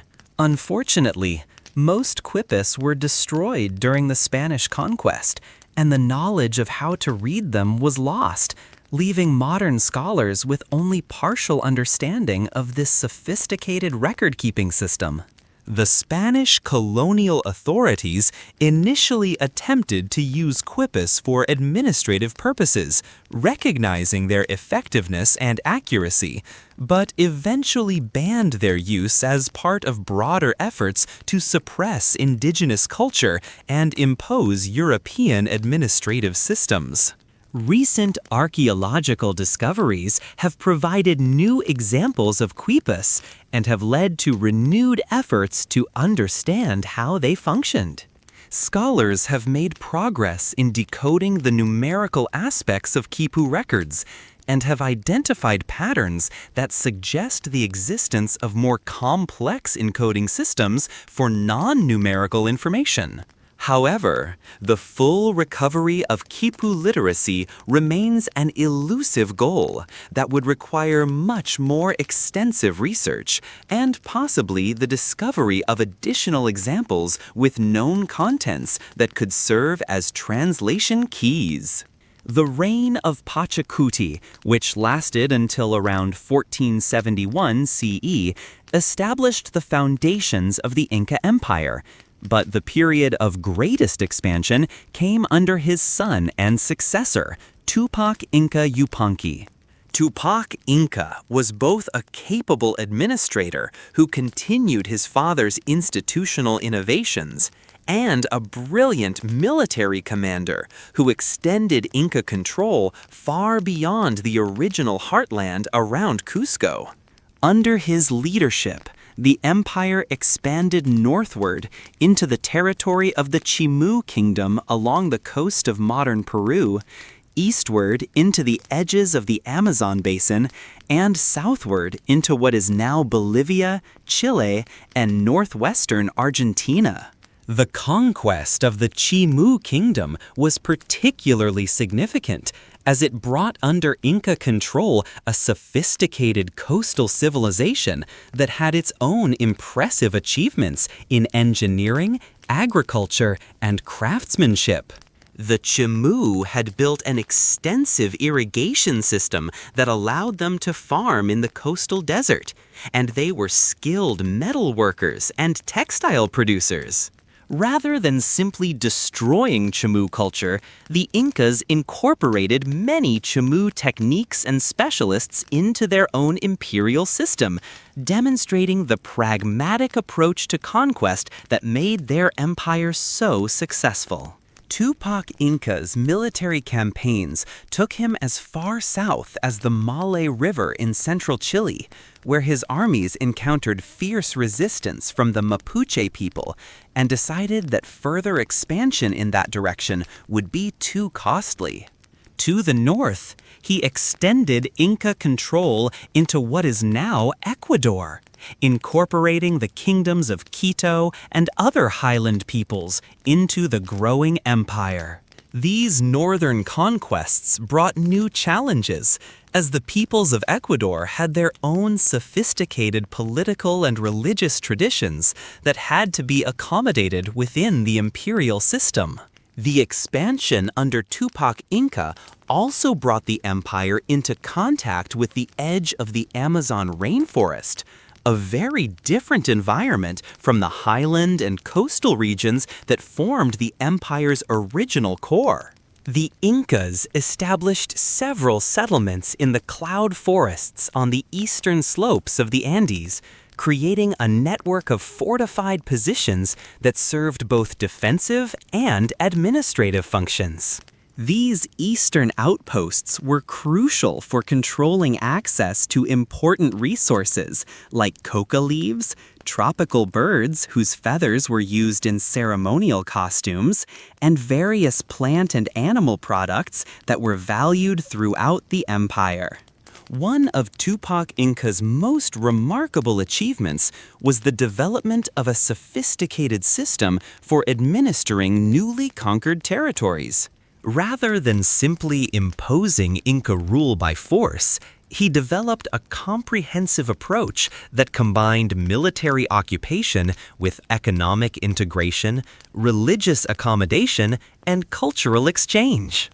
New territories were surveyed and mapped.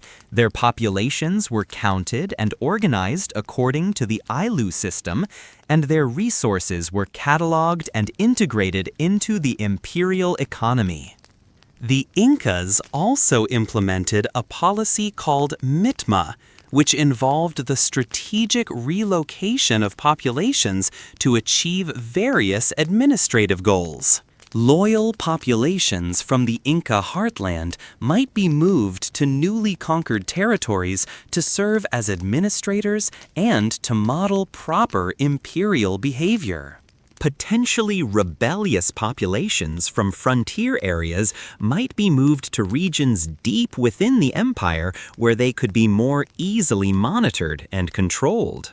Skilled craftspeople might be relocated to areas where their particular talents were most needed. This system of population movement helped to create a more integrated empire, while also preventing the development of regional power centers that might challenge imperial authority.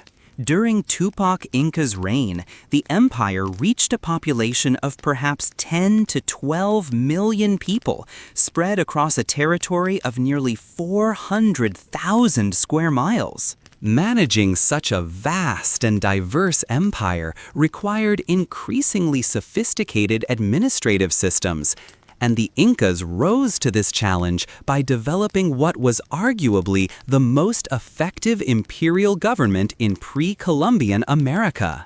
They created a decimal-based system of organization in which groups of 10 families were supervised by a local official, groups of 100 families by a higher-level administrator, groups of 1,000 families by a regional governor, and so on, up to the level of the Suyu governors, who reported directly to the emperor.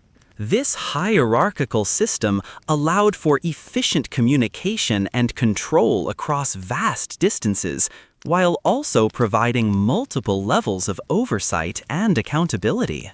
Each level of administration was responsible for ensuring that the levels below fulfilled their obligations for tribute, labor, and military service, while the levels above provided resources, support, and guidance. The system was flexible enough to accommodate local variations in culture and environment, while maintaining overall imperial unity and purpose. The economic life of the mature Inca Empire was remarkably sophisticated and efficient. The state controlled most aspects of production and distribution, ensuring that basic needs were met, while also supporting the elaborate ceremonial and military activities that maintained imperial prestige and power. Agricultural production was carefully planned and coordinated, with different regions specializing in crops that were best suited to their particular climate and soil conditions. The highland regions focused on potatoes, quinoa, and other hardy crops that could survive at high altitude, while the coastal valleys produced cotton, beans, and other crops that required warmer temperatures. This regional specialization was supported by an extensive network of storage facilities called kolkas, which were built throughout the empire to house surplus agricultural production. These storehouses were typically built on hillsides to take advantage of natural air circulation for preservation, and they used sophisticated techniques of construction to maintain proper temperature and humidity levels.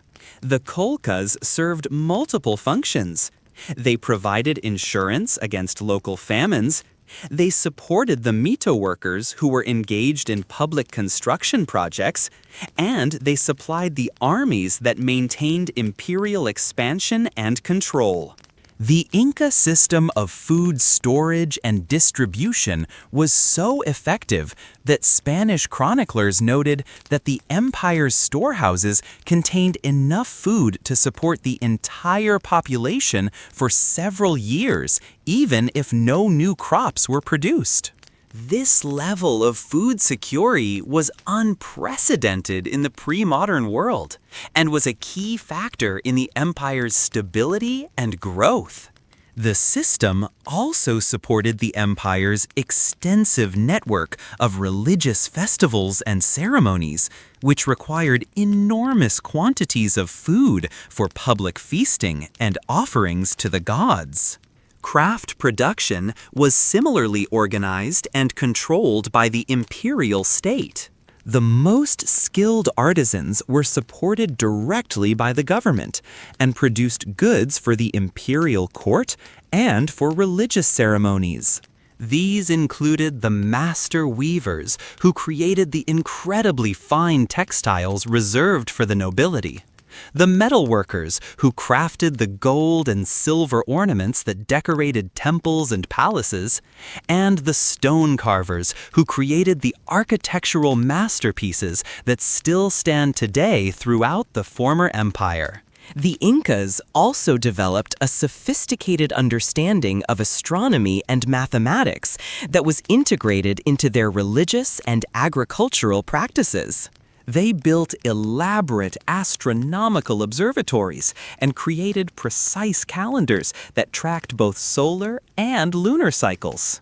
Their understanding of celestial movements allowed them to predict eclipses and other astronomical events, which enhanced their religious authority and helped them maintain the complex ceremonial calendar that was so important to imperial legitimacy.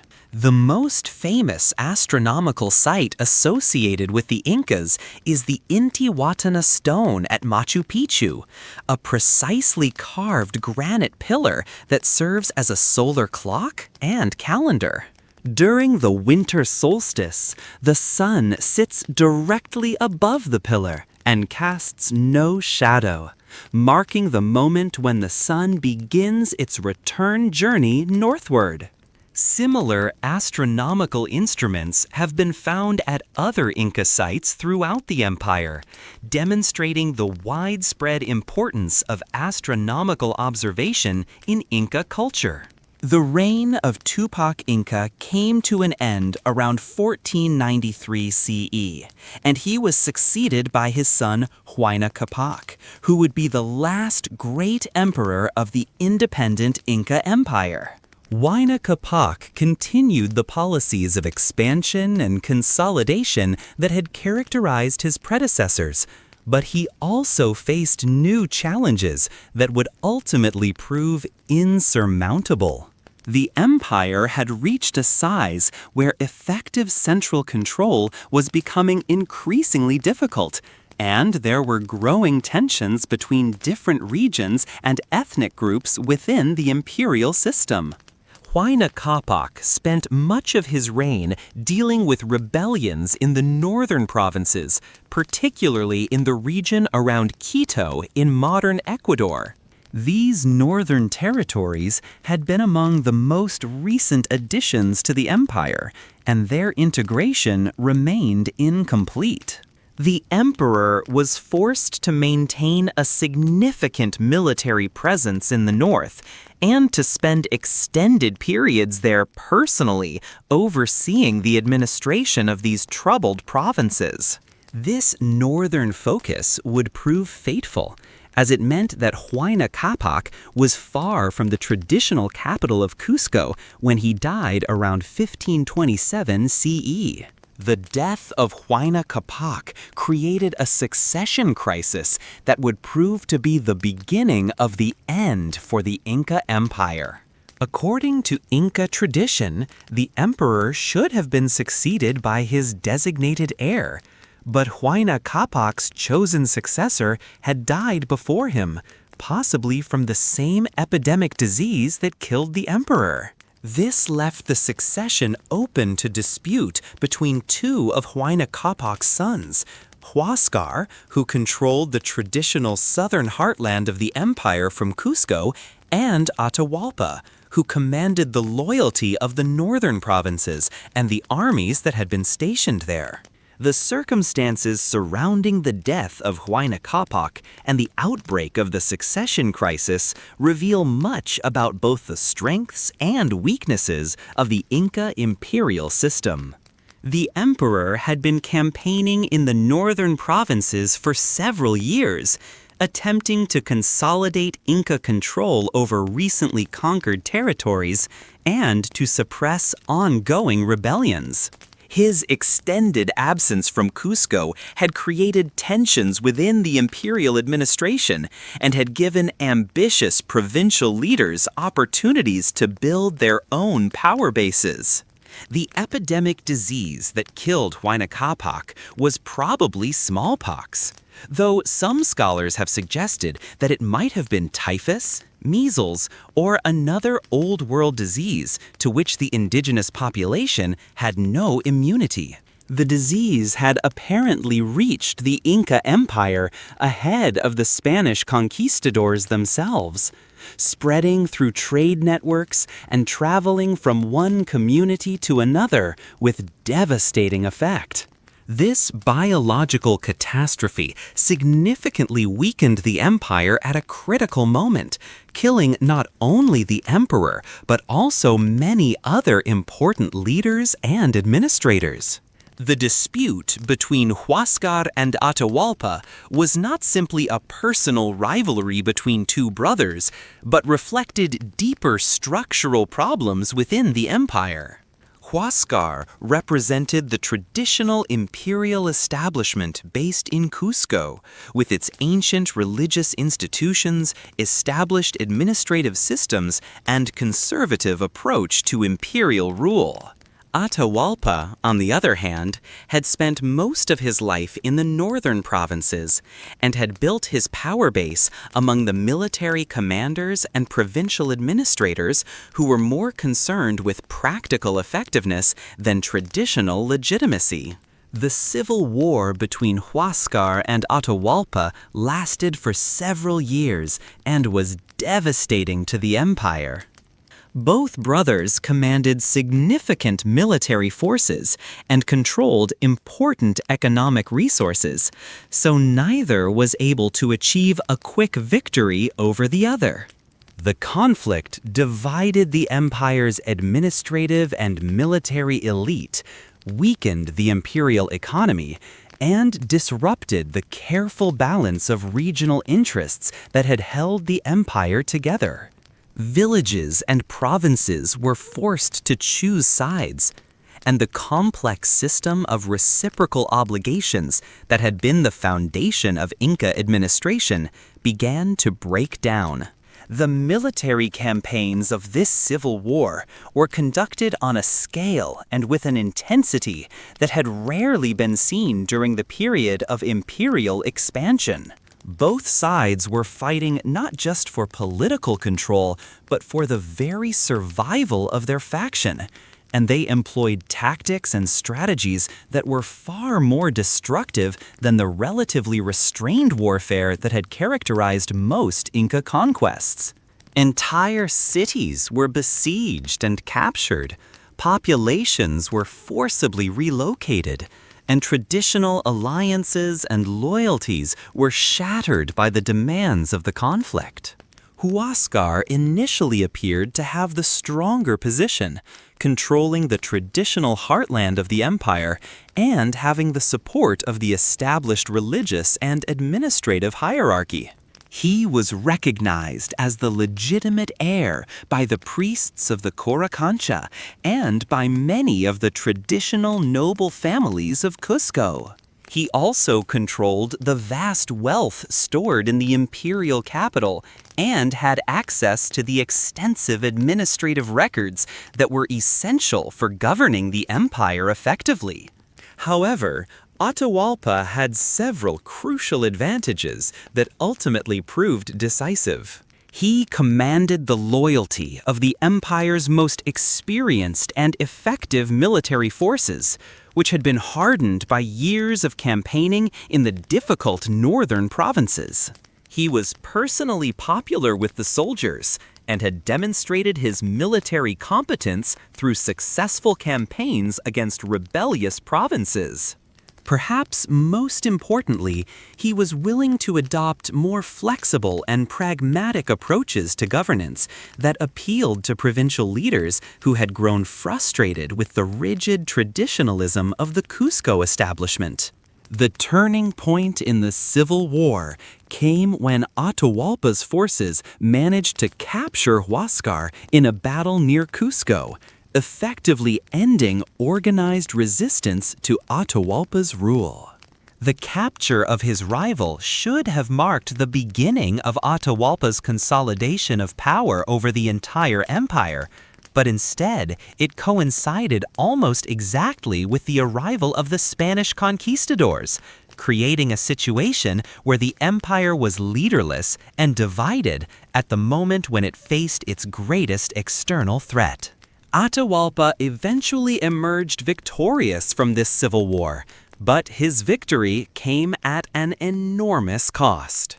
The empire was exhausted by years of internal conflict. Many of the traditional imperial institutions had been damaged or destroyed, and large numbers of the military and administrative elite had been killed in the fighting. Moreover, Atahualpa's power base was in the northern provinces rather than the traditional heartland around Cusco, which created ongoing tensions about the legitimacy of his rule and made it difficult for him to effectively govern the southern regions of the empire. The social and economic disruption caused by the Civil War extended far beyond the immediate participants in the conflict. Communities throughout the empire were forced to provide soldiers, supplies, and labor for the competing armies, creating shortages of food and other essential goods. Trade networks were disrupted, agricultural production declined, and the elaborate system of state storage and distribution that had provided security during previous crises began to break down. The psychological impact of the Civil War was equally devastating, as it shattered the aura of divine authority and invincibility that had been essential to Inca imperial ideology. The spectacle of two members of the royal family waging destructive war against each other undermined the religious foundations of imperial rule and encouraged subject populations to question their obligations to the imperial government.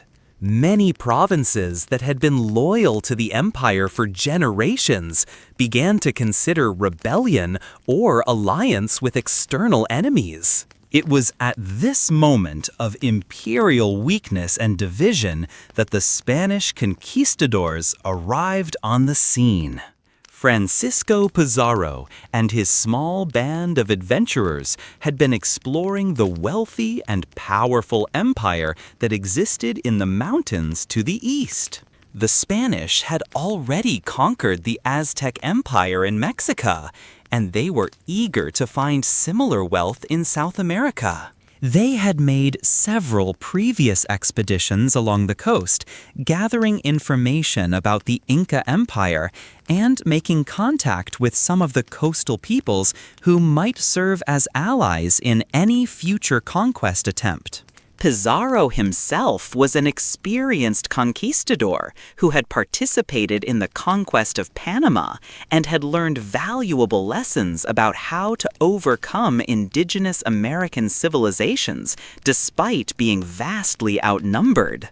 He understood the importance of superior technology, psychological warfare, and political manipulation in achieving victory against numerically superior enemies.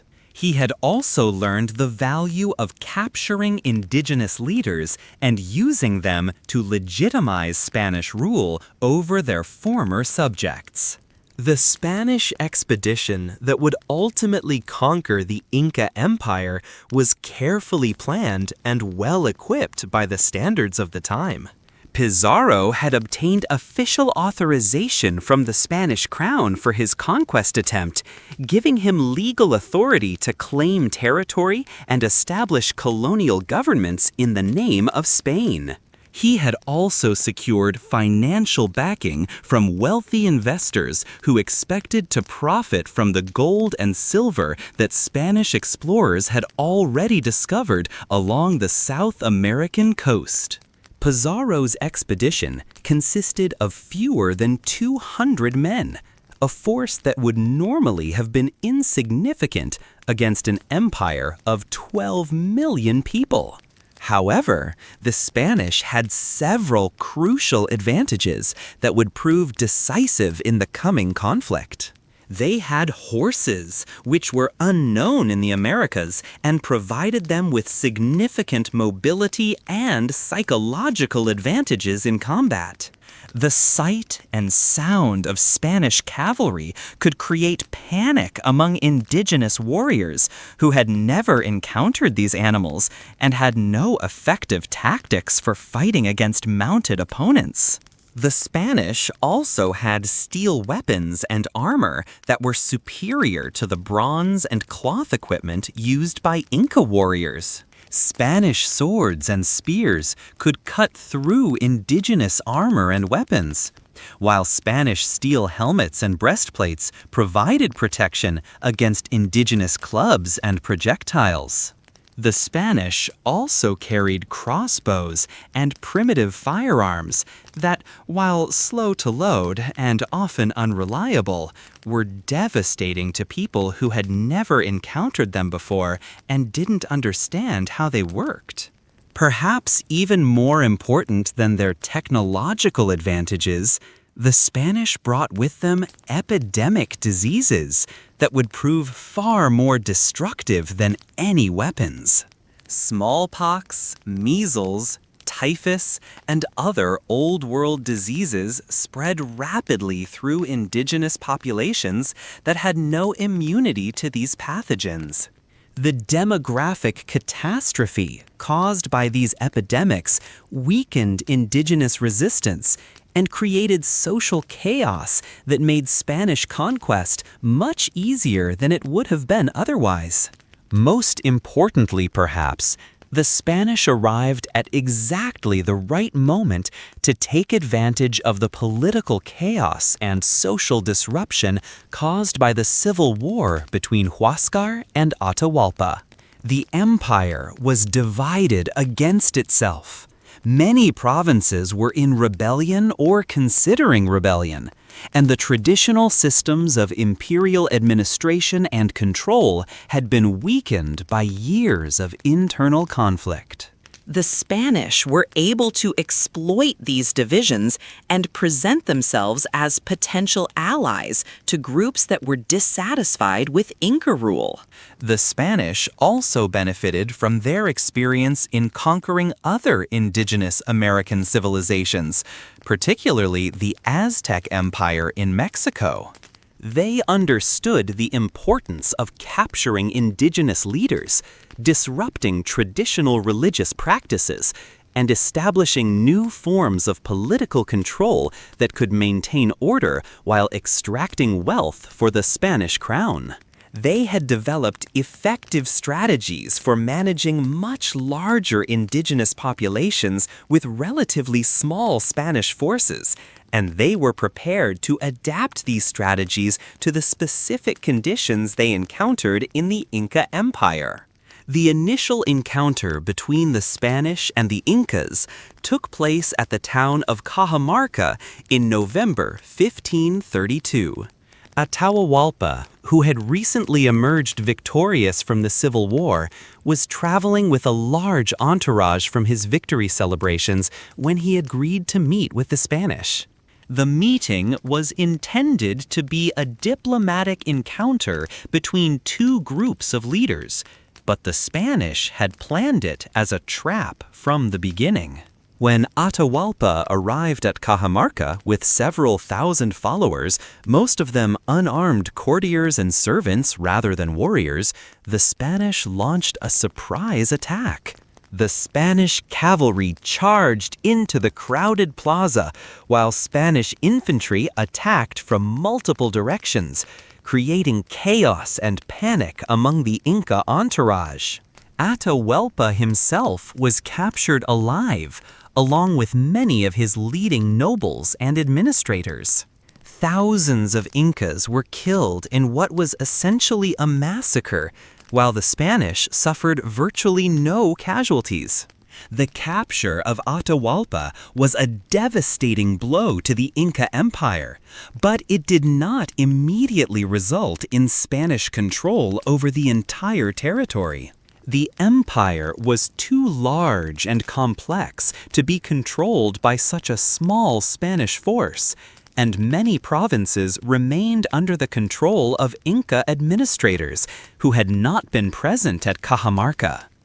However, the loss of the emperor created a crisis of legitimacy and authority that made effective resistance much more difficult to organize.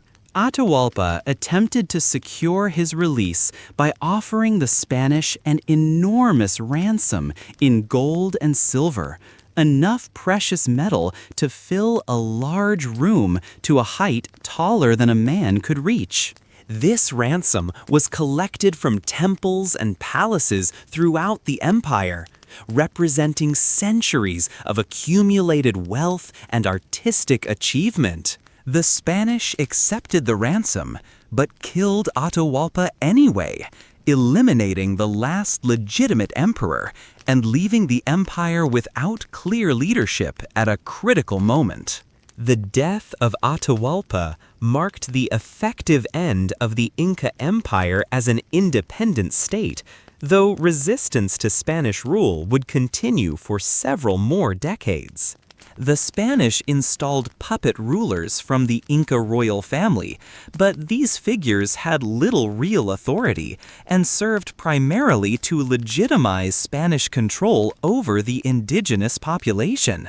The complex administrative systems that had held the empire together quickly broke down under Spanish rule, which was focused primarily on extracting wealth rather than maintaining the welfare of the population. The Spanish conquest of the Inca Empire was one of the most dramatic and consequential events in world history, but it also marked the beginning of a new chapter in the story of the Andean peoples. The collapse of the imperial system did not mean the complete disappearance of Inca culture and knowledge, much of which survived in modified forms throughout the colonial period and continues to influence the region today. The immediate aftermath of the conquest was catastrophic for the indigenous population. The Spanish introduced epidemic diseases like smallpox, measles, and typhus to which the Andean peoples had no immunity, causing massive population decline that may have reduced the indigenous population by as much as 90% over the course of the 16th century. The traditional agricultural and economic systems that had sustained millions of people were disrupted or destroyed, leading to widespread famine and social chaos.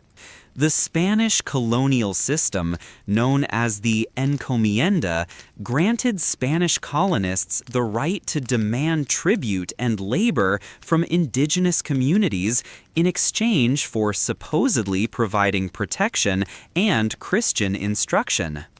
In practice, this system was often little more than legalized exploitation that extracted wealth from indigenous communities while providing little in return.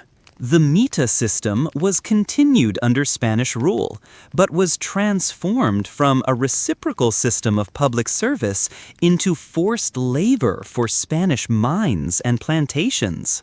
However, the story of post-conquest Peru is not simply one of destruction and exploitation. Indigenous communities showed remarkable resilience and adaptability, finding ways to preserve important aspects of their traditional culture while adapting to the new colonial reality. Many Inca administrative and agricultural techniques continued to be used, sometimes in modified forms that incorporated Spanish elements. The elaborate system of agricultural terraces continued to be maintained and used by local communities, and traditional crop varieties and farming methods survived alongside newly introduced European plants and animals. The Spanish were also influenced by Inca culture and technology, particularly in areas where indigenous knowledge proved superior to European techniques. Spanish colonists adopted many Inca building techniques for constructing in earthquake-prone areas, and they learned to cultivate indigenous crops like potatoes, quinoa, and maize that were better adapted to Andean conditions than European alternatives. The fusion of indigenous and European elements created new forms of art, architecture, music, and cuisine that reflected the complex cultural mixing of the colonial period. Some indigenous communities were able to maintain significant autonomy even under Spanish rule, particularly in remote areas that were difficult for colonial administrators to control effectively.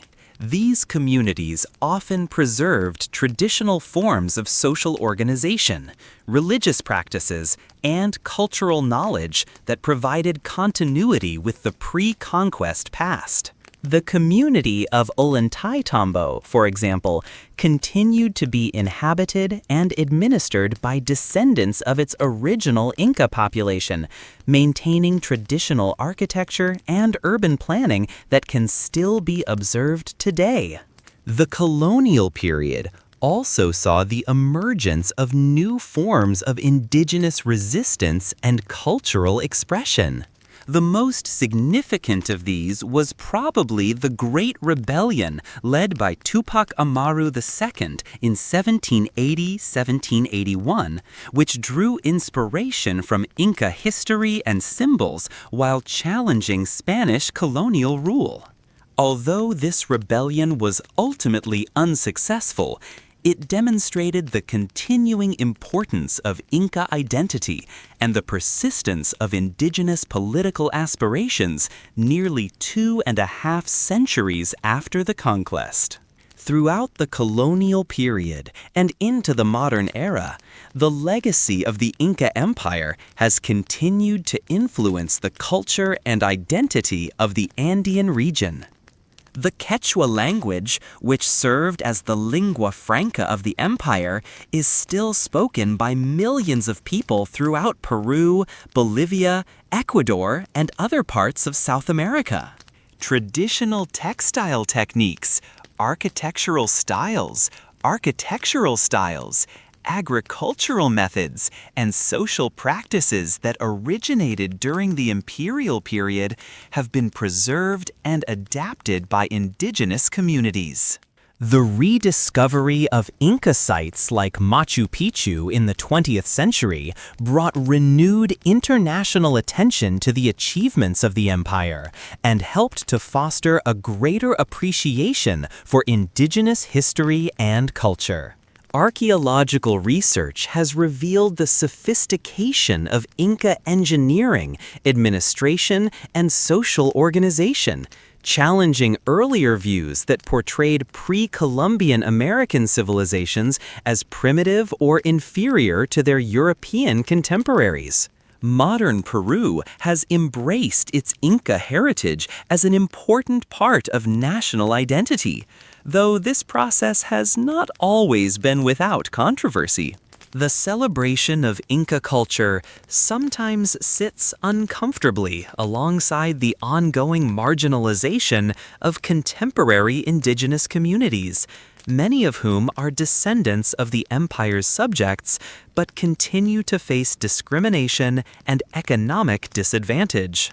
The tension between romanticized views of the Inca past and the reality of contemporary indigenous life remains an important issue in Andean societies.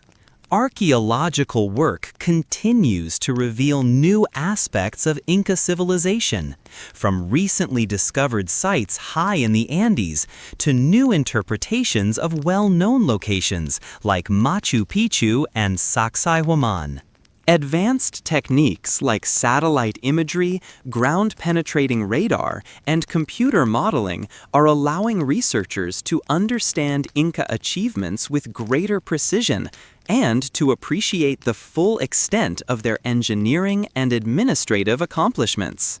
The study of Quipu records has also advanced significantly in recent years, with scholars developing new methods for analyzing the patterns of knots and colors that may eventually allow for a more complete understanding of this unique recording system. While we may never be able to fully decode the more complex quipus that recorded historical narratives and administrative details, progress in this area continues to provide new insights into Inca society and government.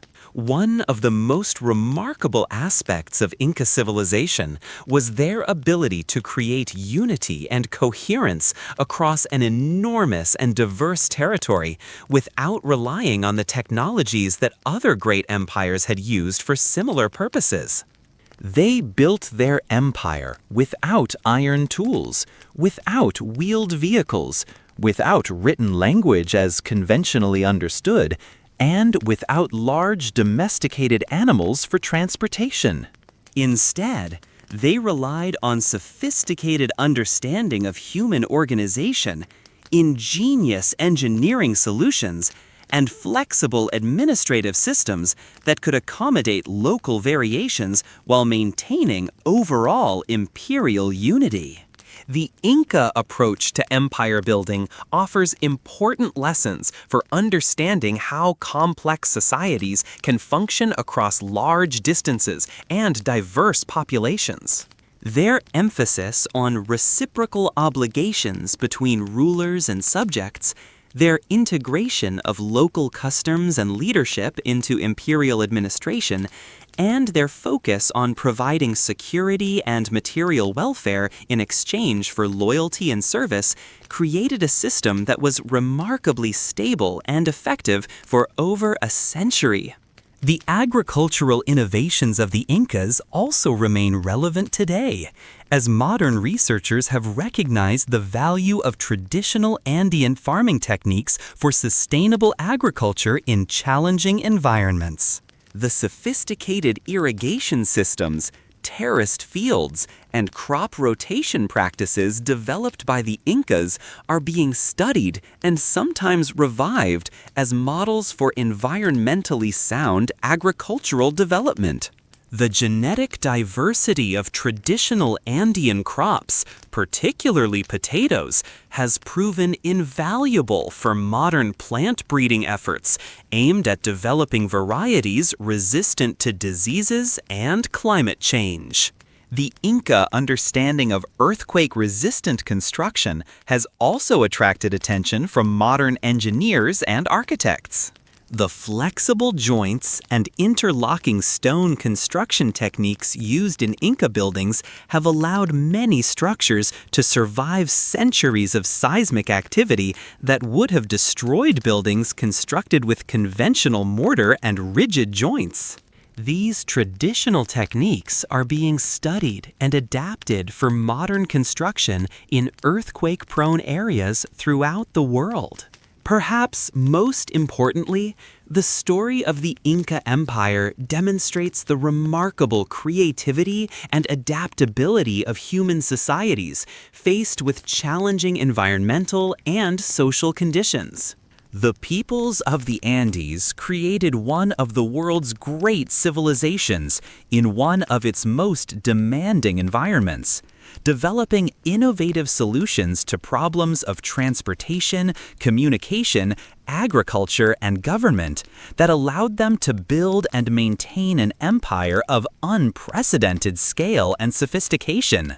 The collapse of the empire under Spanish conquest was not the result of any inherent weakness or inferiority in Inca civilization, but rather the consequence of a unique set of historical circumstances, including epidemic disease, technological disparities, and the political chaos created by the succession crisis following the death of Huayna Capac. Under different circumstances, the Inca Empire might have continued to develop and evolve, possibly adapting to new technologies and challenges while maintaining its distinctive cultural and social characteristics. The legacy of the Inca Empire extends far beyond the borders of South America and the field of historical study. The achievements of Inca civilization have inspired architects, engineers, social theorists, and political leaders throughout the world. The Inca model of reciprocal obligations between government and citizens, their emphasis on providing material security for all members of society, and their ability to create unity while respecting diversity continue to offer insights for contemporary challenges of governance and social organization. The story of the Incas also serves as a reminder of the richness and diversity of human cultural achievement, demonstrating that there are many different ways to organize complex societies and solve fundamental problems of human cooperation. The unique solutions developed by Inca civilization expand our understanding of the range of possibilities for human, social, and political organization, offering alternatives to the models derived from European and Asian historical experience that have dominated much of modern political and social theory. As we face contemporary challenges like climate change, resource management, social inequality, and global governance, the example of the Inca Empire provides valuable perspectives on how human societies can adapt and thrive in the face of environmental and social challenges. The Inca emphasis on long-term planning, sustainable resource management, and social cooperation offers models that may be increasingly relevant as we grapple with the complex problems of the modern world. The physical remains of the Inca Empire continue to inspire and amaze visitors from around the world. Sites like Machu Picchu, with its perfect integration of architecture and landscape, demonstrate the Inca ability to create works of enduring beauty and functionality. The precision of Inca stonework, the sophistication of their urban planning, and the grandeur of their ceremonial centers testify to the high level of artistic and technical achievement reached by this remarkable civilization. But perhaps the most important legacy of the Inca Empire is not found in its monumental architecture or impressive engineering works, but in the communities of people throughout the Andes who continue to maintain traditions and knowledge that have been passed down through generations since imperial times. These living communities represent the true continuity of Inca civilization, adapting ancient wisdom to contemporary circumstances, while maintaining connections to the cultural achievements of their ancestors. The traditional communities of the Andes continue to practice forms of reciprocal labor exchange similar to the ancient IU system, organize their agricultural work according to principles developed during the imperial period, and maintain spiritual beliefs and practices that connect them to the sacred landscape that was so important to Inca religion. They speak Quechua, the language of the empire, and they preserve knowledge of traditional farming techniques, textile production, and architectural methods that represent direct links to the imperial past. These communities face many challenges in the modern world, including pressure from economic development, environmental degradation, and cultural assimilation. However, they also represent hope for the preservation of alternative ways of organizing human society and relating to the natural environment. The values and practices maintained by traditional Andean communities offer insights into sustainable living, social cooperation, and spiritual connection to place that may become increasingly important as humanity faces the challenges of the 21st century. The study of Inca civilization continues to evolve as new archaeological discoveries, improved analytical techniques, and changing theoretical perspectives provide fresh insights into this remarkable society. Recent excavations have revealed the extent and sophistication of Inca road networks, uncovered new ceremonial centers and administrative sites, and provided better understanding of daily life in imperial society. Advances in fields like climate science and agricultural research have also contributed to better understanding of how the Incas adapted to and modified their environment.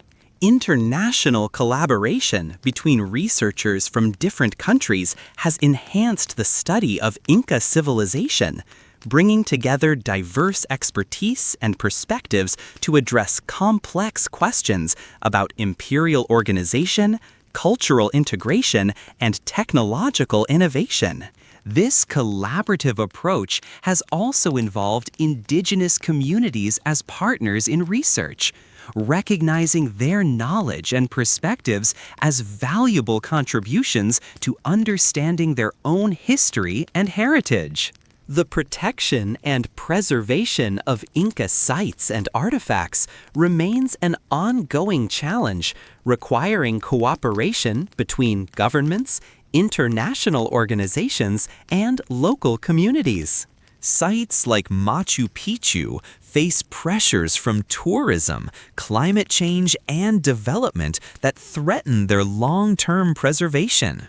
Balancing the desire to share these remarkable achievements with the world against the need to protect them for future generations requires careful planning and management. Education about Inca civilization has also evolved significantly, moving beyond simple narratives of conquest and destruction to more nuanced understandings of cultural continuity, adaptation, and resistance. Modern educational approaches emphasize the achievements and innovations of Inca society while also acknowledging the complexity and difficulty of the colonial and post-colonial periods. This more balanced approach helps to counter stereotypes and misconceptions while fostering greater appreciation for the sophistication and value of indigenous American civilizations. The story of the Inca Empire ultimately demonstrates both the remarkable heights of human achievement and the fragility of even the most impressive civilizations. The Incas created a society of unprecedented scale and sophistication in one of the world's most challenging environments, developing innovative solutions to fundamental problems of human organization and survival. Their achievements in engineering, agriculture, administration, and social organization rank among the greatest accomplishments of any civilization in human history. At the same time, the rapid collapse of the empire under Spanish conquest serves as a reminder of how quickly even the most impressive human achievements can be lost. The destruction of so much Inca knowledge, art, and social organization represents one of history's great cultural tragedies, a loss that has impoverished not only the Andean region, but all of humanity. The lesson is clear. The preservation and continuation of human cultural achievements requires constant effort and vigilance. Yet the story of the Incas is not ultimately one of loss and destruction, but of resilience, adaptation, and continuity. Despite centuries of colonization, exploitation, and marginalization, the peoples of the Andes have maintained important elements of their cultural heritage while adapting to changing circumstances. They have preserved languages, customs, knowledge, and values that provide direct connections to one of history's great civilizations, while also developing new forms of cultural expression that reflect their contemporary experiences. The Inca Empire may have ended with the Spanish conquest of 1532, but the story of the Andean peoples continues.